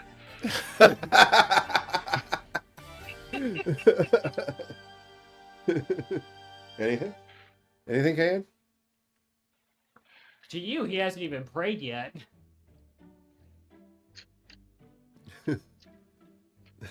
Ooh, maybe you need to make it sound like a Has he goblin. Has he directly asked me? Yeah. I haven't even gotten a prayer from you. Huh. I prayed. I mean, I do believe in you. You are there. I know you are. So it's not like a bullshit prayer. Now it's bringing up even more questions for you, Cayenne.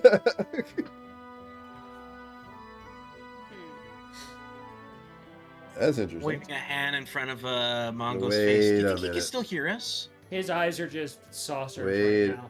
wait a minute. Wait a minute.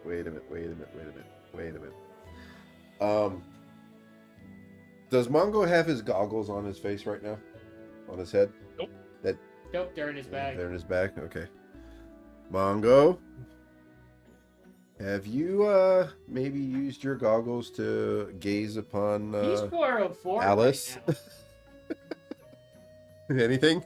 Beep. Please leave a message after the stone nature of Mongo. Huh. Sorry, the individual you're trying to get a response from is currently unavailable. Please leave a message at the beep. I Anyway, have for an the beep idea. that never comes. Beep that I never have an comes. idea that might work. Do I know if we have like access to like any kind of fruits or ingredients while we're here? Yeah.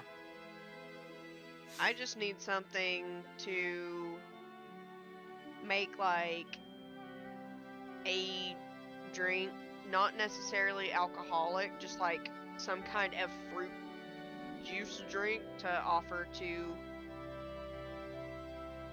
a certain cat to ask for assistance for my brother. Ah, Shit. You're I trying to can't. get I the. can't do Feely folk speak. Okay, please don't ask that of me. My accent does not work that way. I'm gonna say that right now. It don't. It do not. It do not.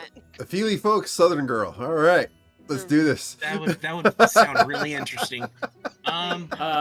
Nate's been privy to me in the middle of a store going Feely folk Scottish.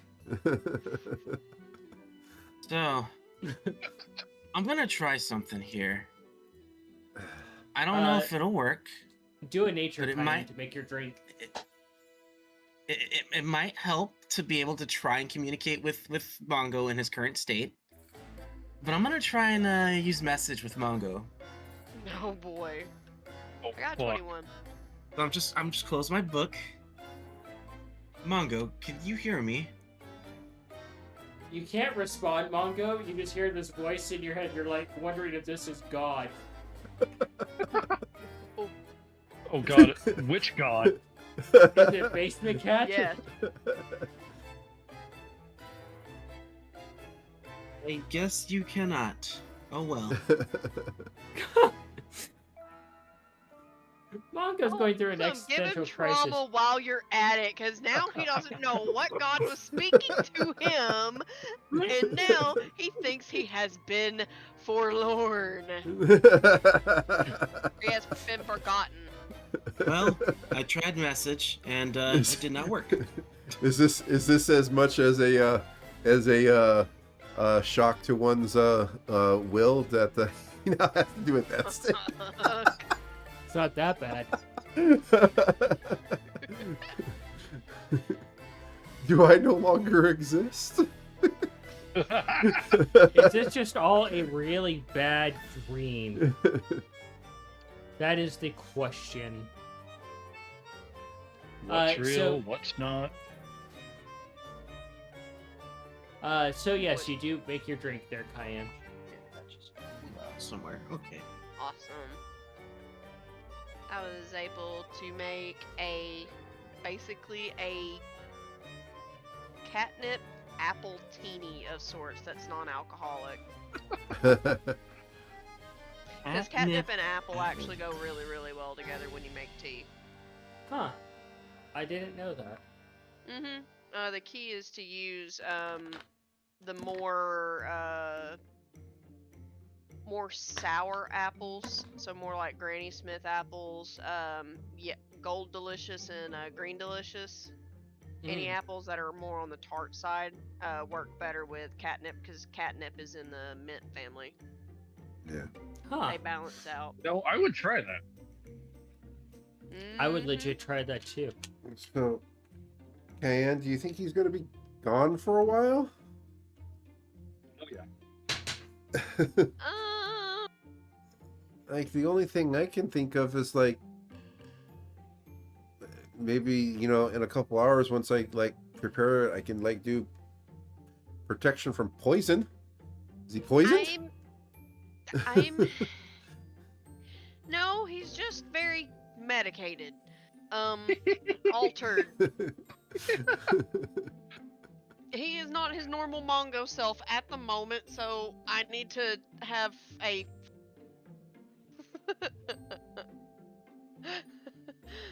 a holy phone call? A holy phone call. Yeah, but the problem is your divine abilities are holy- suppressed. It would be a holy Zoom meeting, except one of us has got the flu. And on a One of terrible us has internet got the connection. flu as well as allergies, and is on a mix of Benadryl and Dayquil. and using a terrible internet connection, right? No. Internet connection to everything is fine, but nothing up here. Gone.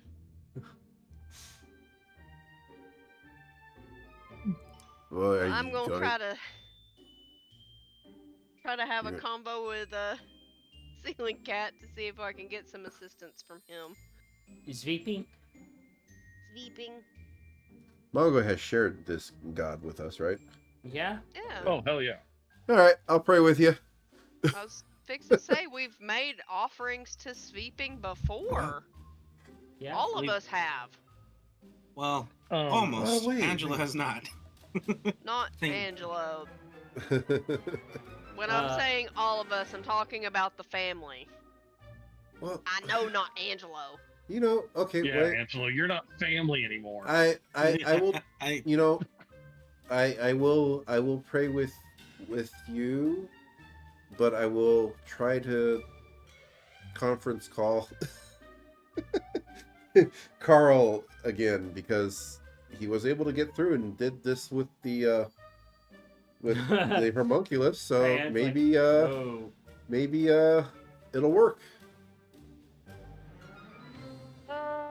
That's not a great idea. Why? Look at this! The homunculus is awesome. It does a little Yes, stick bug but dance. why do we need Garl in this instance? Because he answers my prayers quite frequently. You know it wasn't Carl that did that, Cayenne. But it wasn't Carl who helped with your homunculus. Who was it then? Well, Did you ever send me that name, by the way? I don't know, but I can grab it for you. That's right. It was like some sort of weird, like a sister of his, right? yeah, but this is not information that Nikolai knows. He Yeah, did try it's to. He did it's try to play. basically his did- sister that called him the asshole brother. Yeah, so he did try to connect through Carl, following the whole pantheon of nature, opposites and stuff like that. That maybe someone in his pantheon would be able to help. Yes, so there was a basically a more nature-driven artificer deity, but it wasn't Garl. Yeah. Well, The name and then the pronunciation after it. You're thinking of Credo Vanna. Credo Vanna.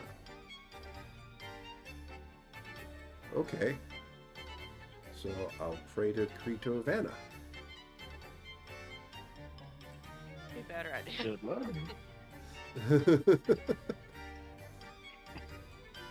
So, for all those... Wow, that's weird for Cayenne to pray now. Roll a religion there to pray, Cayenne. You too, Nikolai. When the god has to pray to another god instead of just popping in for tea. I got a 13. 4 plus 12, 16. Which makes sense because I'm rusty at this. 16 to pray to Credo Vanna to attempt to help my god sister Cayenne communicate. Ceiling cat to help my brother. Kind of funny, the mouse praying to the cat god.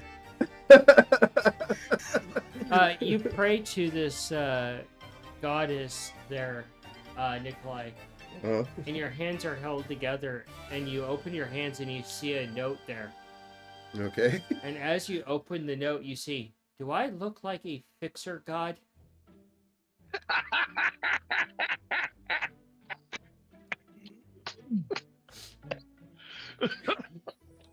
My apologies.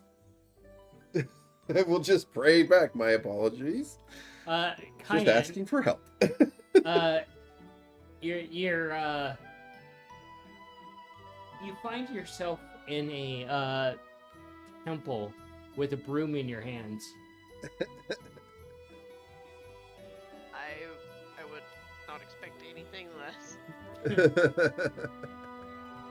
Mongo probably would have told Cayenne about any sort of anything involving any interactions that he's had with sweeping. Yeah. I think. Pretty sure. Sounds like something Mongo would do. Yeah, Cayenne would have definitely swept at spots that she noticed we're dusty. You just hear the familiar voice. Sweeping, it's good for you. Hello, sleeping. And he just kind of is just sweeping as well. And clears off a bench after dusting, and you just hear him dusting the bench. Make sure it's clean. Hand sweeping. And he sits down and offers you a seat. I will follow him suit and dust the bench, sweep, and then sit. Be as polite and respectful as possible. What mess have you brought? I have not tried to bring you a mess, but my brother needs assistance and was unable to ask for such. It seems that he has been rendered, Useless. I don't want to say useless because that sounds so mean. I mean, you basically are, but God. If we needed to attract an alligator with a chunky piece of meat, he would be useful right now. Oh my god. Catatonic, I believe, is the word you're trying to find. You Oh my hear? God. You guys So hear he's that not ticking useless. clock? High five to that, Eddie. My brother, who you know, Mongo, he is a little catatonic at the moment, Ah. and I'm unable to assist him. He Right now. he sweeping leans down and picks up some of the dust that he had swept into a pile. Deliver this to me. It'd solve everything. And blows the dust in your face, and you instantly feel like you have to sneeze, and you are back in the room, and you realize I had to sneeze in Mongo's face. I'm just gonna say sorry, Mongo, because I know I can't hold back for much longer. I'm gonna say I'm sorry, Mongo. I love you. Just useless. God. And as you're laying there catatonic, Cayenne says these words and she sneezes all over you. And you're suddenly just privy to a first-hand massive sneeze from Cayenne as you can move again. Oh, what the hell? It was not my choice. It was not my choice. You know I would never do that on purpose. Unless it was without reason. That was If I had turned my head, then you would not be able to move. What the hell are you talking about? Why am I in the chair? So you, for some reason, decided to take my finger into your mouth instead of identifying the substance I was telling you about. Through the normal means, you decided to taste test the entirety of my finger, which rendered you catatonic. So when I taste tested it, a little bit more of it, and Nikolai tried to pray to me, I couldn't hear any prayers whatsoever, so I had no way I could help you. So I made a non-alcoholic catnip apple teeny for sleeping, and I got Oh, that sounds good. I got his help, and unfortunately, the help he told me to give you was to sneeze in your face to bring you back. Yeah, he's probably a little mad at me right now. I haven't said anything for a while. As I for wanted to why make you're sure that I did good by you. Our I'm not good at making cocktails with alcohol just yet, but as far as non-alcoholic, I'm getting good at like fruit juices and things. I'm good at tea. That's kind of my bread and butter.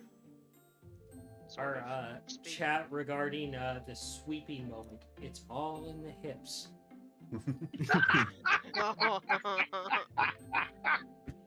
As for why you're in the chair, that would be my doing.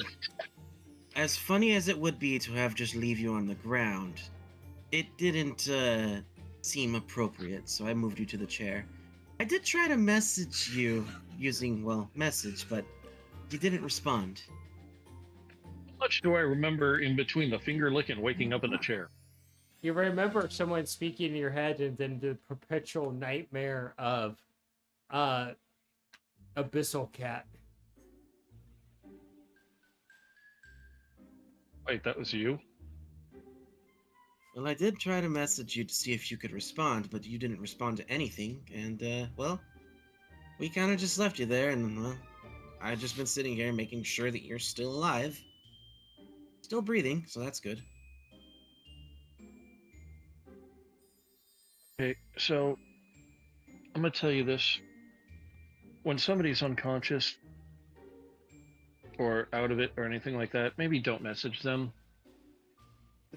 One, they probably won't be able to respond anyway, and two, that's no.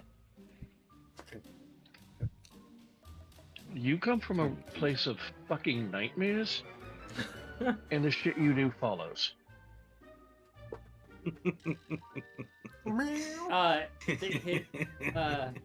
The little bat stands up and throws his arms out. I am Doom! The mouse Doom! Yes, you are, little bitty. Yes, you are. Well, the good thing is that you are well. You are alive. And we learned something interesting about that powder stuff. It As- suppresses the abilities of deities. Now that leaves another question. Why is Alice giving off profane and divine energies? Well, that's what I was going to ask Mongo here, but then he decided to go unconscious. Have you used your goggles and gazed upon our host? I haven't looked at a damn thing in this acid trip of a realm. Why have these wondrous things and not use them? Some things are better left Acid taken with caution. Trip of a realm. We've already seen some pretty weird shit. Mongo. Hand him the goggles. Have him look at me. That way he understands. I do have a question for you, lot. Being for real, this is not me being petty. This at all. This is for pure knowledge and pure scientific learning Dude, to understand how his goggles actually work. Just saying. That's it. Alright, Nikolai let's- already has an Hey, extreme hey. fascination with those Let goggles. Mongo talk real quick. I'll be petty enough for the both of us. I'll get the goggles and set him up next to where he'd be able to see what Cayenne's true form is. So that way when he looks through them, everything's fine, No, okay. and hand them You're to not him. gonna. You're not gonna let. Oh, okay. You're gonna hand them to me. Yeah, Sweet. Ooh, boy. Awesome. You're just gonna flashbang him just like that, huh? Yep. Just like that. I do have a question for you three. What's this weird shadow business you were talking about before? So, Nikolai. Yes. And Cayenne. Yes, definitely. As you look at Cayenne, at first you can see that her divine aura is basically non-existent. You're like, oh, this is bullshit. And then suddenly it's like staring directly into the sun during an eclipse as it fades. Whoa. And all you're seeing are spots now as you remove the goggles. Did it hurt? I mean, being flashbanged that brightly is just like, ow. And Right, then no I take the goggles suffering. back.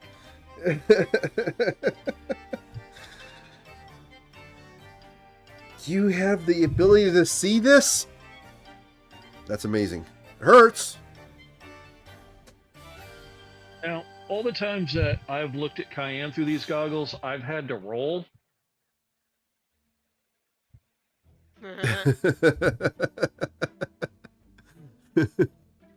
Wait a minute. Yeah, why did Nikolai not have to roll? So Get because to the that. lithium's still in your system.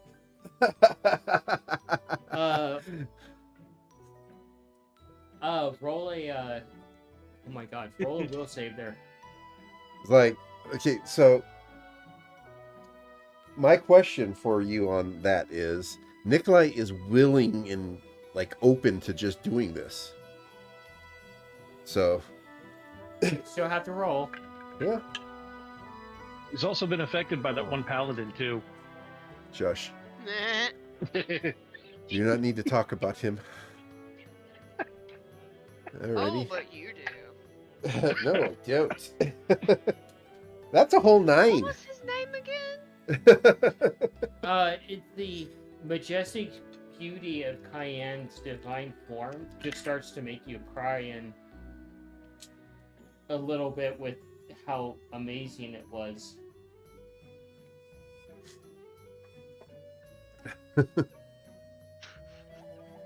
Wow. That is astonishing. And you get to see this all the time? God, no.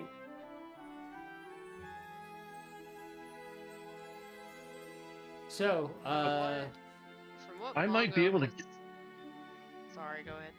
Oh, go ahead. From what Mongo has said to me, this is a very rare occasion in which he will use these.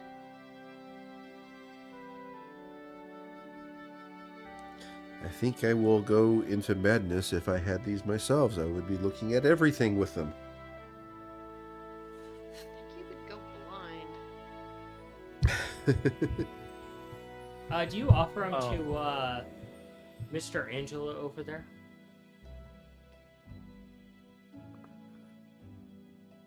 To take a peek?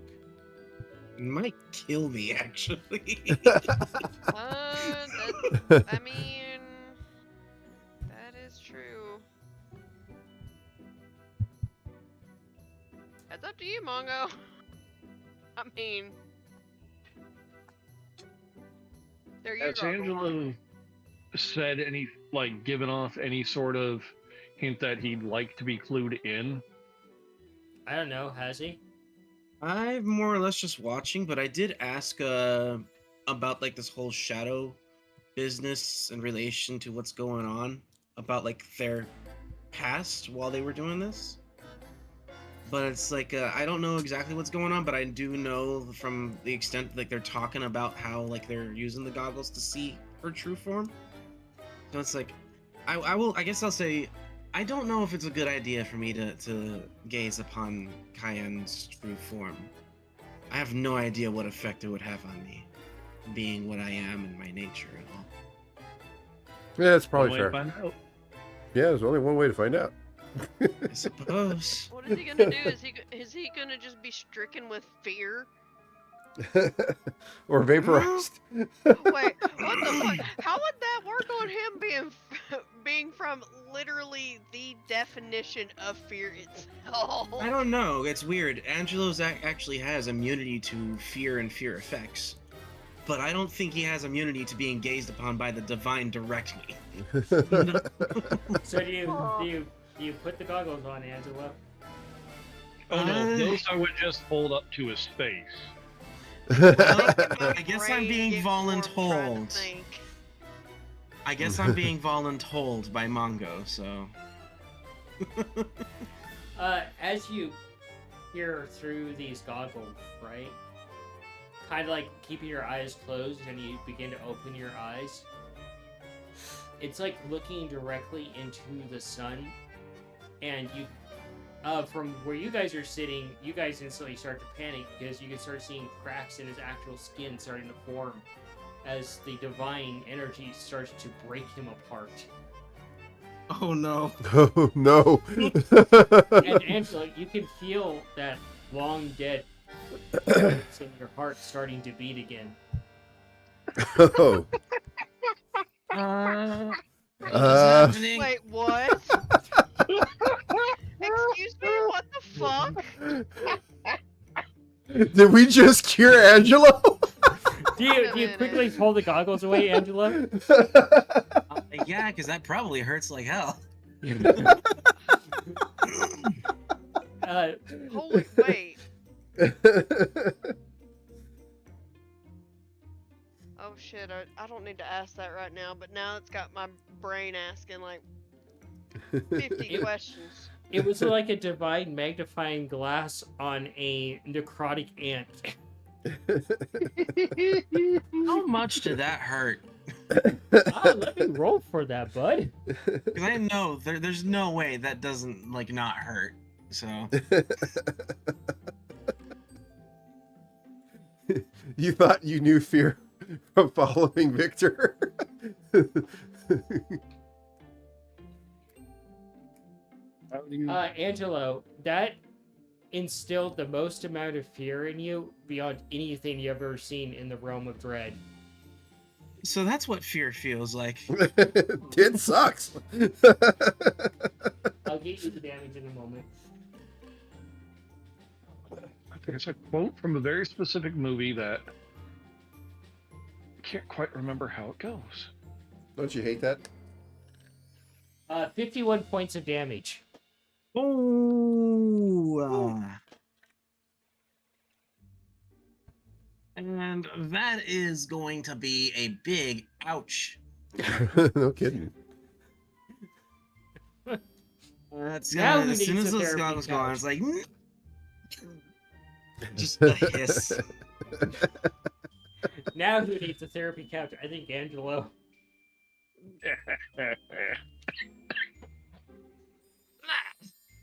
Oh, right. It's got to be weird for Angelo to have this subservient relationship with his deity and then being amongst these two that just have this equal footing, like familial relationship with the deity. And they are themselves just mortal. It's definitely odd. Oh, for sure, it's odd. Thing is, like, Angela likes his place, though. So, table is yours to discuss things. Cayenne now has Never questions. again without my permission. That really burned. Aren't you supposed to do what we tell you anyways there, Angela? To an extent.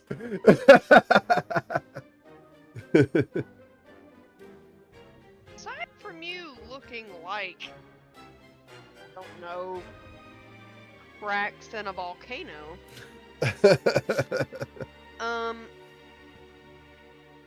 were you feeling anything else? I felt my heart beating. Hey, buddy, that's our sister.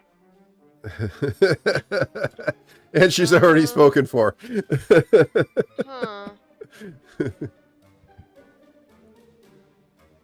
That poses a very important question.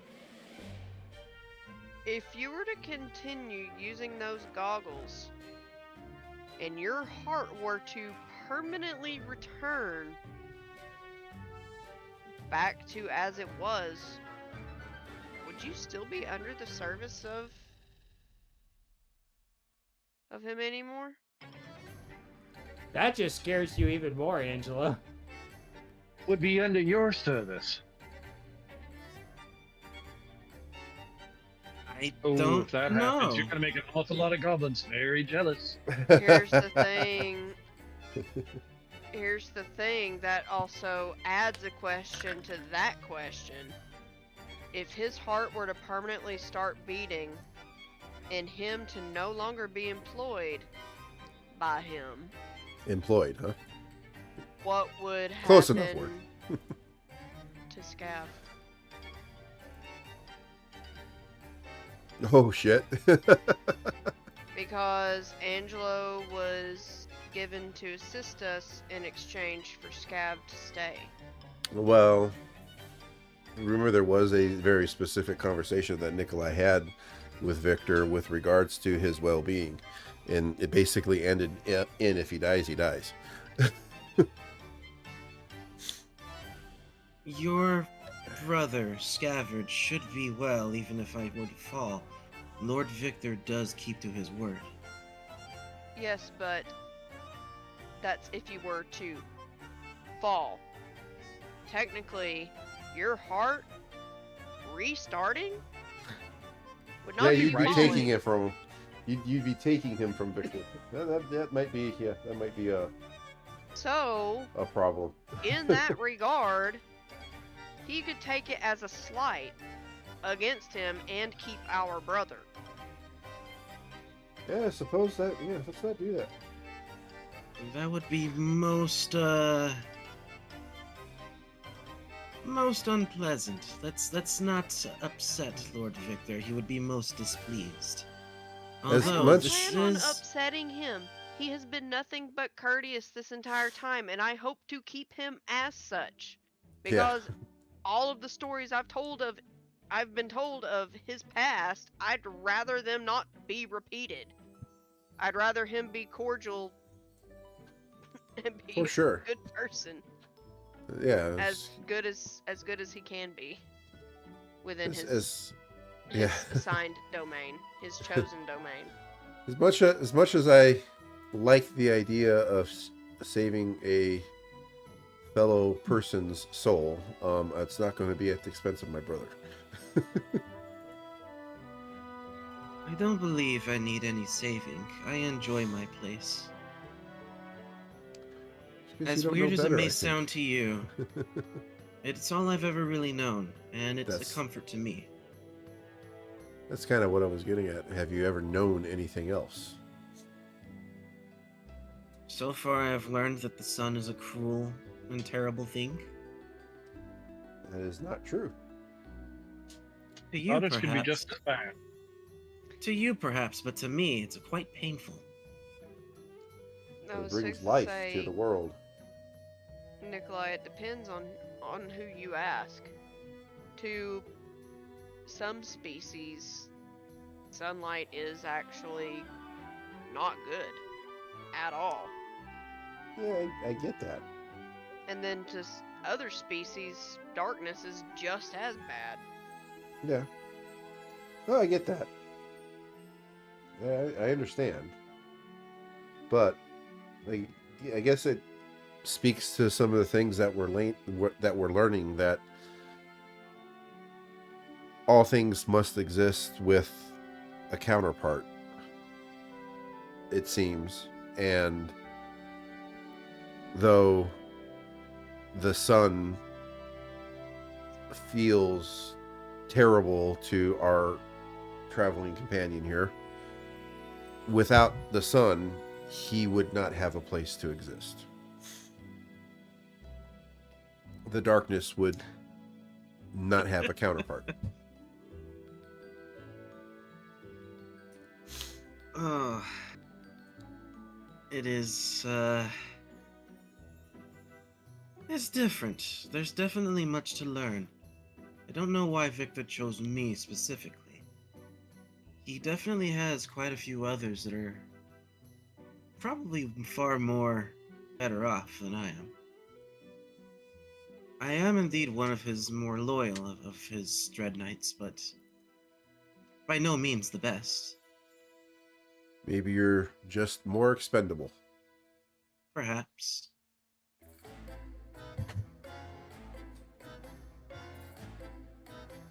Regardless, I still consider it an honor.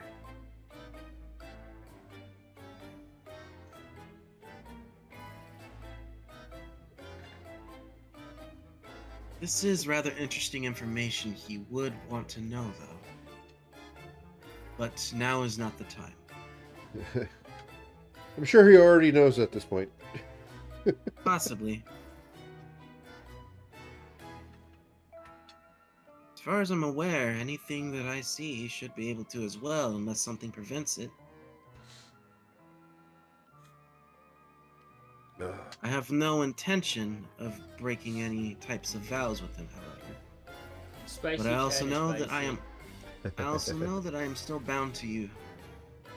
From what was said to us, you can hear and see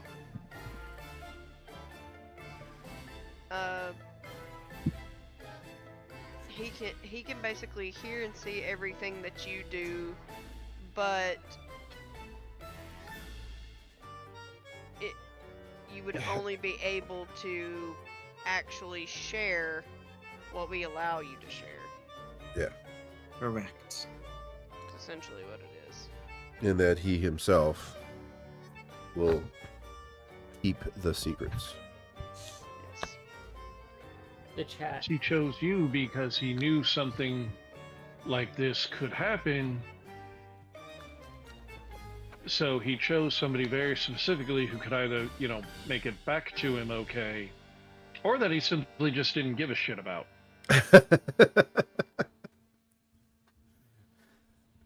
So the chat just had an interesting comment. You broke our deal. I get to keep my man pillow.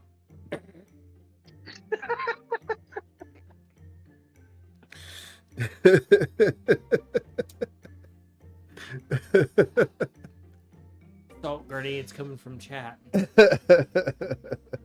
I am curious to know more about this history between you and Rooster and his shadow, though. That's more of a story for Cayenne to share, should she choose to. She was by far the greatest victim of this creature.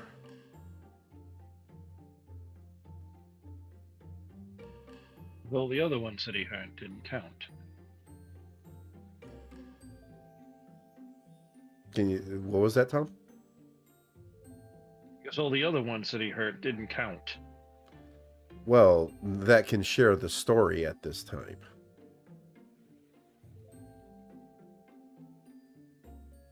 Not meaning to disparage anybody else's suffering, but of the three of us that can share the story right now, she was the most harmed.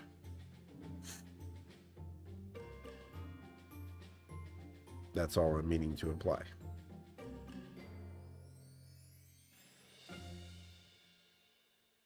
Something you do not wish to share. Understandable.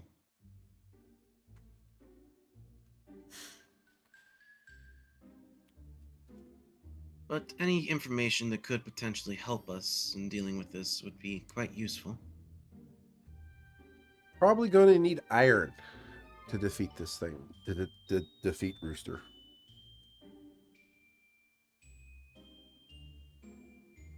Most definitely. Because that was a major component to defeating his shadow. By brilliant deduction of Mongo. Mongo, you remember how hot the ground was on your feet being teleported? Yep. He ain't forgotten about that shit. Oh, we all got to experience that ourselves. No.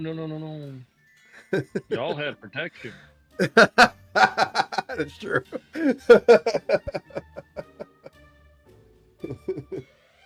I'm gonna go ahead and raise my hand and summon my hammer in place. I'm gonna examine real quick. I need to know, what is it made of? Steel or iron? It is made from Wonka-licious chocolate. Rubber that makes noise when you pop it. It's made from a pool noodle. It's the Hey, golden hammer. There's a a jawbreaker. 0.1% chance of it just killing something, or most of the time it'll just squeak. No, but seriously though, is it a steel hammer? Is it a iron hammer, or is it like a tin? It is a solid block of steel. Hmm. Lucerne is made of steel. I can't imagine that we can do much with steel if it needs iron to really do impact. But Yeah. Let me see it. I offer it over, and it's a definitely unique little hammer. Is it magical? Yep. It is somewhat. It's attached to a magical handle that can extend. It can turn into a pole arm, basically. Therefore, it is magical. Oh, there goes that idea. Here you go. So, Different idea. the Cheshire comes back in and looks over at you guys. It kind of seeps through the door cracks, not actually opening the door. Kind of like a gaseous form coming through and it's manifesting from that smile outward. I suppose each of you need a place to lay your weary head. It is long in the night.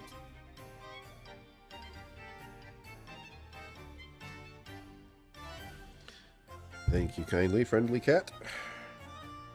And it kind of, you see the head turn 180 degrees and go back through the body, and the body just kind of inverting outward as it hits for the door.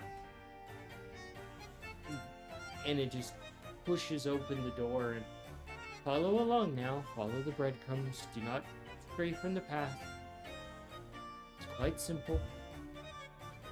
I will dispel my hammer and follow behind them.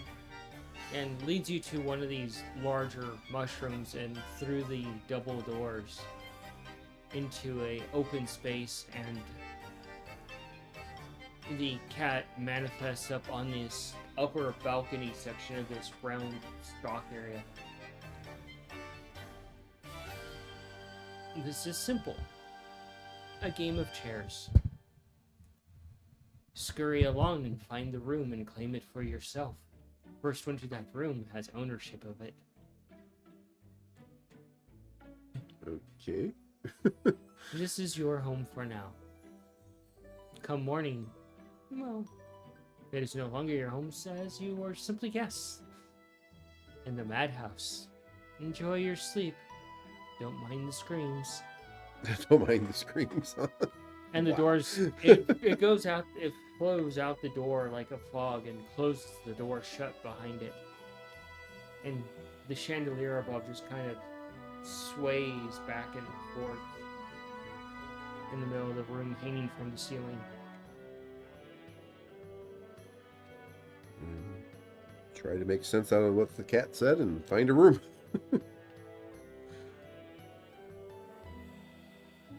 Do each of you Have head off any to find idea a how room? he did that? Clearly, it's a magical creature.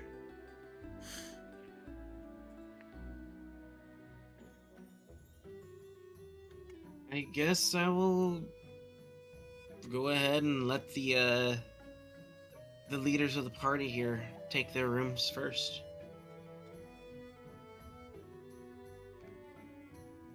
Kyan, you can do a nature for me.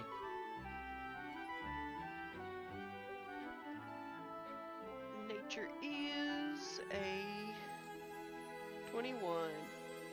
So as you start to head up the stairs to find a room for yourself, I would guess you say goodnight to everybody, thinking about current events. I'd be meandering about slowly before we started parting off on our own separate ways to find rooms.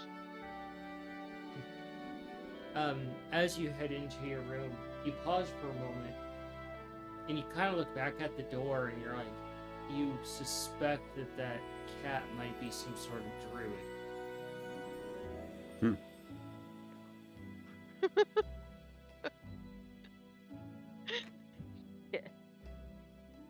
Another test, perhaps?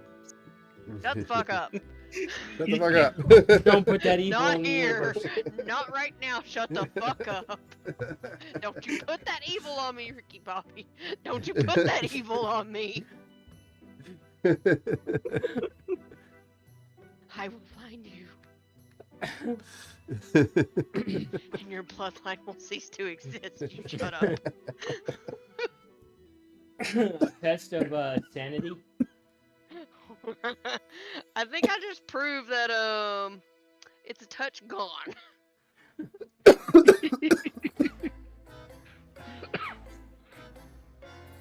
Stop, Mars. So as you guys head to your rooms and start to settle in with thoughts to think about, all the rooms are on the upper balcony, essentially, in kind of like a fan position. Cayenne, yours is the middle. Mongo, you're to the right. Nikolai, you're to the left. And Angela, I'm pretty sure you take the far one to one side so that you I'll can take have whatever's peace and left quiet. over.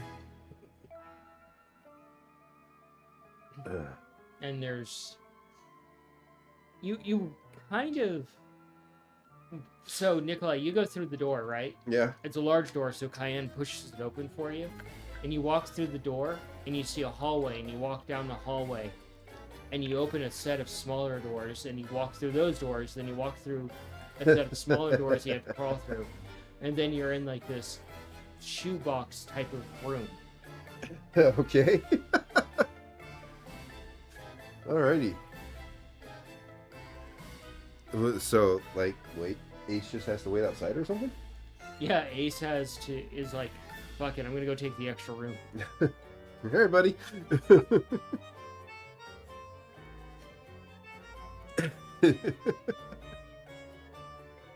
Alrighty, tiny little shoebox size room. Alrighty.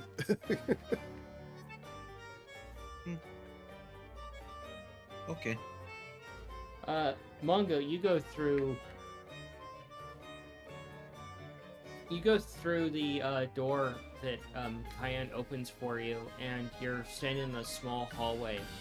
And you look at the end of the hallway, and you think this must be some sort of practical joke by your host, as you see the door is painted on the wall ahead of you.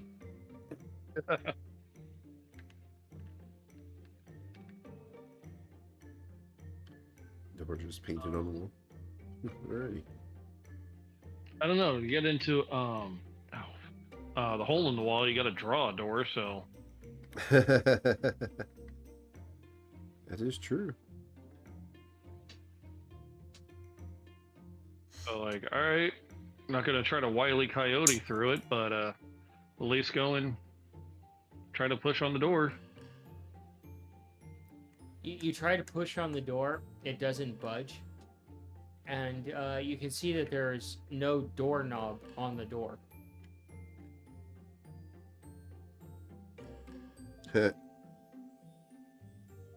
One on. Paint one on? Yeah, I was gonna say. Paint one on. You see it's flat against the wall, and then it just kind of like, you see it swell a little bit, and it goes pop, and you see a doorknob there. Alrighty. All right, open or try to push or pull. As you do that, you stumble into the room, and you can see the door just kind of open all the way and then hit the wall. And where the door had opened is now a wall, and you're seeing that where the door stopped is now the new exit.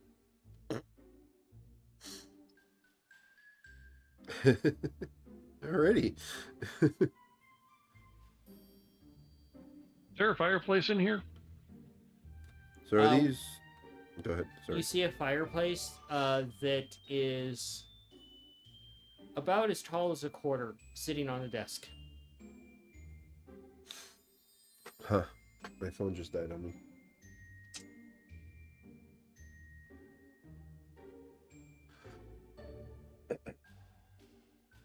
That's ideal, but I'll take what I can get.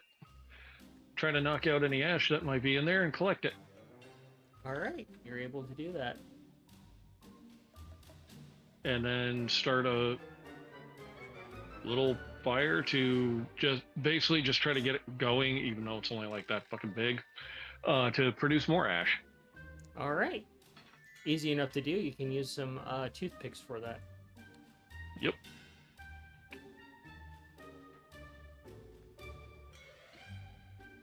Then before I wind up going to sleep, I'll just try to get that thing to produce as much ash as possible. All right.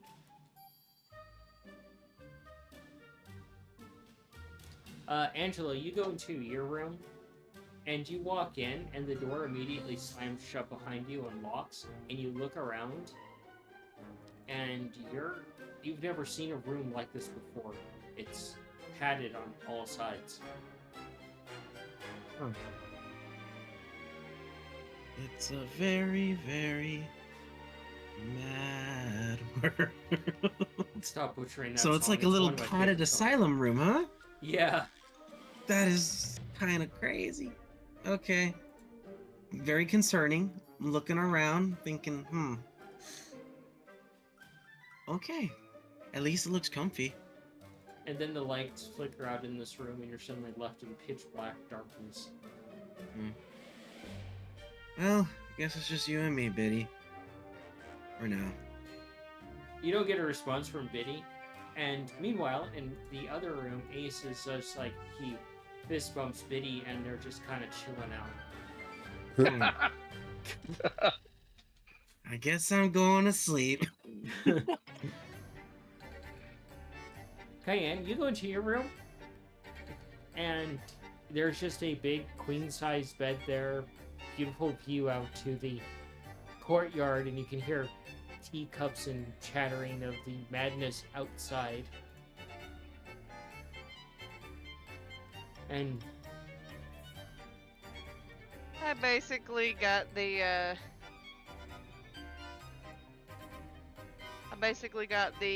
posh bitches room yep, of the asylum. yep. I'm the lady with I am the aristocratic lady with hysteria that gets to have more freedom to walk the halls because I can play lovely tunes on the piano. Yeah. Yeah. And with each of you basically settling into your room with a lot to think about, you kind of either head to sleep or begin to go through the process of being able to get to sleep. You're able to just close the doors, Cayenne, for a little bit more quiet from the strange ruckus outside to deal with.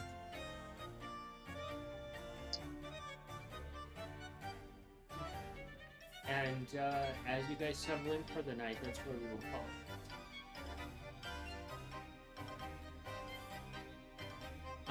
Angela, we'll start with you. I think that my favorite part of the night, I got 3 of them actually. Learning a bit more about who this Pirate King is. Always really good to get some lore. The chaos of Alice and her companions. Because clearly that's always a fun one. But I think my absolute favorite, the party actually coming together and Angela interacting a bit more with the children of the Obscura. And like Yeah. getting a better beat on them and them learning a little bit more about him. For sure, those 3 are gotta be my favorite moments of the night. Good moments. Nikolai, what about you? I would have to say probably one of the favorite moments is Nikolai finally got to use those goggles. So And he that's didn't cool. steal them. That was pretty cool. Learning the name of the god was pretty cool. The goddess, Carl's sister. That's pretty cool. So to eventually someday, like, us, work out a relationship, with her and while, especially while in her realm, would be cool. So that was really cool.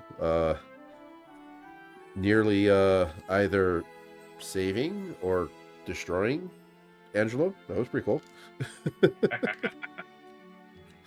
It'd have been funny if he did get destroyed. It's like, well, Manny has to make a new character again. Hey, not difficult to do. It's just making sure it works. Yeah. So that was really interesting. Putting some of the pieces together with regards to who Alice is and who this Pirate King is and all that good stuff. That was pretty cool. Can't wait to see more and see how it all comes out and how we the story that comes with that. So that was pretty neat. About best I got right there. What about you, Mongo? Oh, the shenanigans. The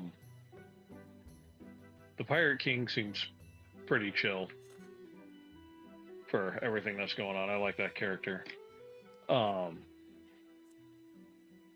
Love hearing about the Cheshire Cat. Want Mongo to learn how to do some of that stuff. Be so cool.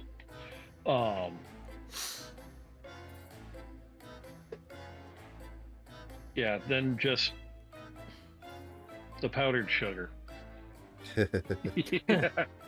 And all the fun that came from that. Cayenne getting to talk to Seeping. Always love it when that character comes up. Just gotta stay zeeping. Zeep away. The whole thing with the goggles, that's fucking hysterical. Ugh.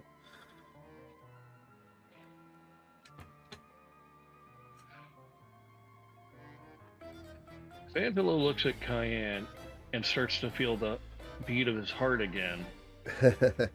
Skipping all the jokes that go along with that. What happens when he looks at Osling? Learns true fear. He might just instantly become a simp.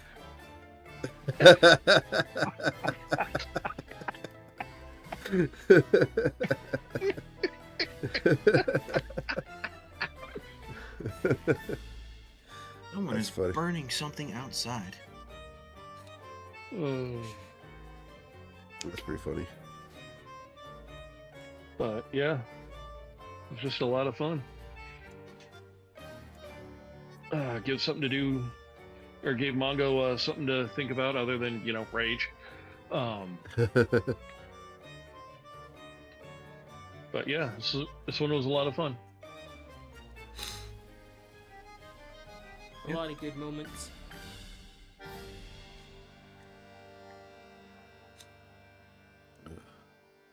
Yeah, the Cheshire Cat feels very much, now that he's been formulated, very much like a David Bowie-esque character in the campaign. Yeah. Just kind of sachets into a room, owns it, and then just dissipates out in style.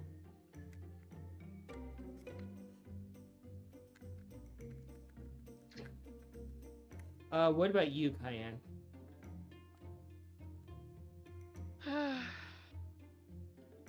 There were quite a few instances. Finally, everyone learning the gravity of just who Rooster actually is. Yeah. Oh, yeah. Yeah. Like, finally explaining that after Cayenne knew for so long who this person was Yeah. and how important it was to get rid of them. Just learning more about Rooster in general. The pirate captain, just the teleportation system, That was pretty cool. how Yeah. it was done to get between where the library to the pirate captain's ship I thought was really cool. Yeah, for sure. The pirate captain I liked because he was actually imposing upon first meeting. All business, state your business. Yeah. Judges, okay, you're cool. And is all polite. I like that in a character. I'm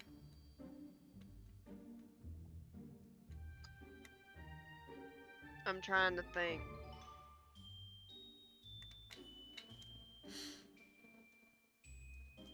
There's just a lot, and it's hard to think right now because my brain is going in 1,000 different directions. The fucking lithium, though. Yeah. Like, why an antipsychotic? Why not? Laudanum would have been better. Opium. Pure distilled liquid opium, or hell, even liquid morphine would have been better. Some of us are allergic to that shit. That's true. It's kind of interesting because it really comes down to when I sat down to build these characters out, interconnect them, and create my own mythologies. And it's like, I do want to pull from like the actual like stories of these characters to incorporate them. And as you know, choose from a period when, you know, the madhouse, that's what they would use. But it brings up a lot more questions about the character within the actual campaign world. So there's more pieces of the onion to peel back when we get to it.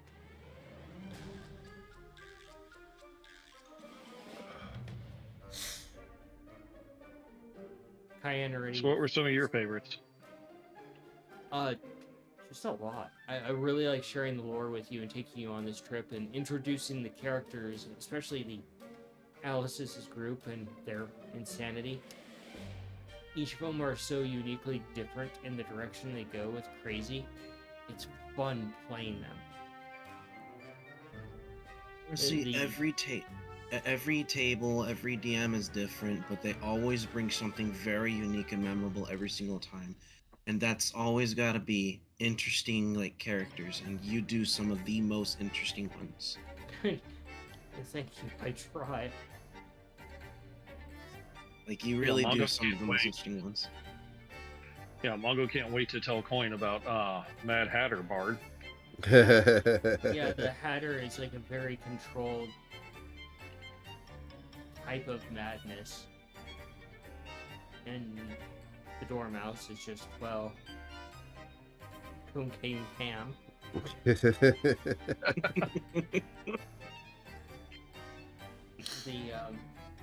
The White Rabbit, obsessive compulsive about time in so many different ways. And then, well, there's also Alice, which is just a completely different beast of insanity. Who raises more than a few questions? So it's just kind of like, I really enjoy bringing these characters to life and introducing them. And the pirate captain, who is based off of course, Hook, and having a very different take on that character as well. So it's just a lot of fun for me the favorite moments are me bringing this lore to life and letting you guys play with it.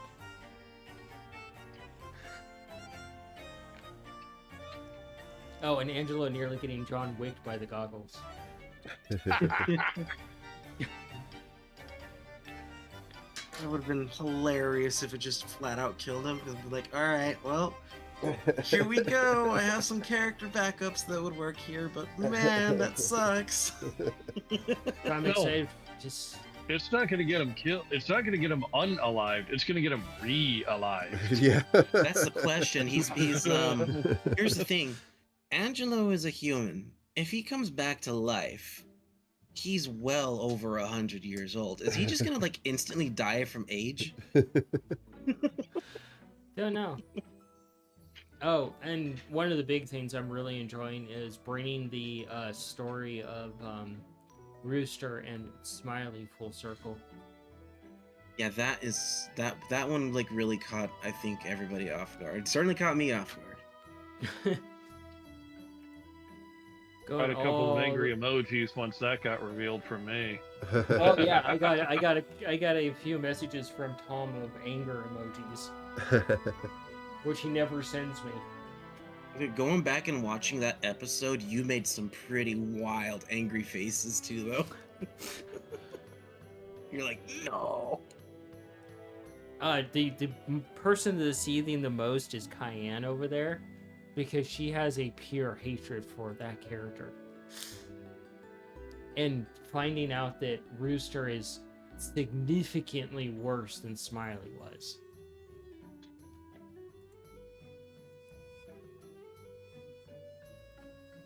Yeah.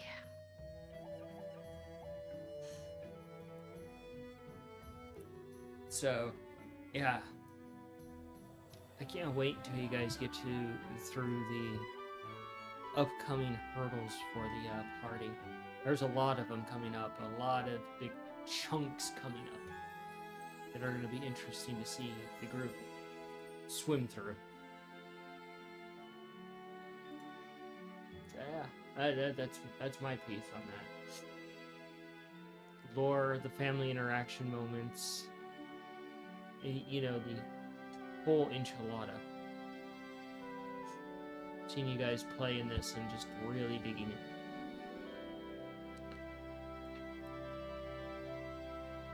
Alright, we will call it here so people can get sleep. What's sleep? Yeah, what is sleep? Probably A thing that I'm actually starting to learn about. probably get to bed in like 2 hours. Thing that I have to know about. Yeah. My All right, boss guys. day job doesn't believe in. So Sleep when you're you dead! So you already know the drill, people. Like, comment, subscribe, join our Discord, share us with the world, and don't forget to spread the love. Yeah. Consensually. Of Consensual. course. Alright, say goodnight, everyone. Good Night, night. everybody. Thank you. Night, everyone. everybody. Later. Y'all have a nice week, okay?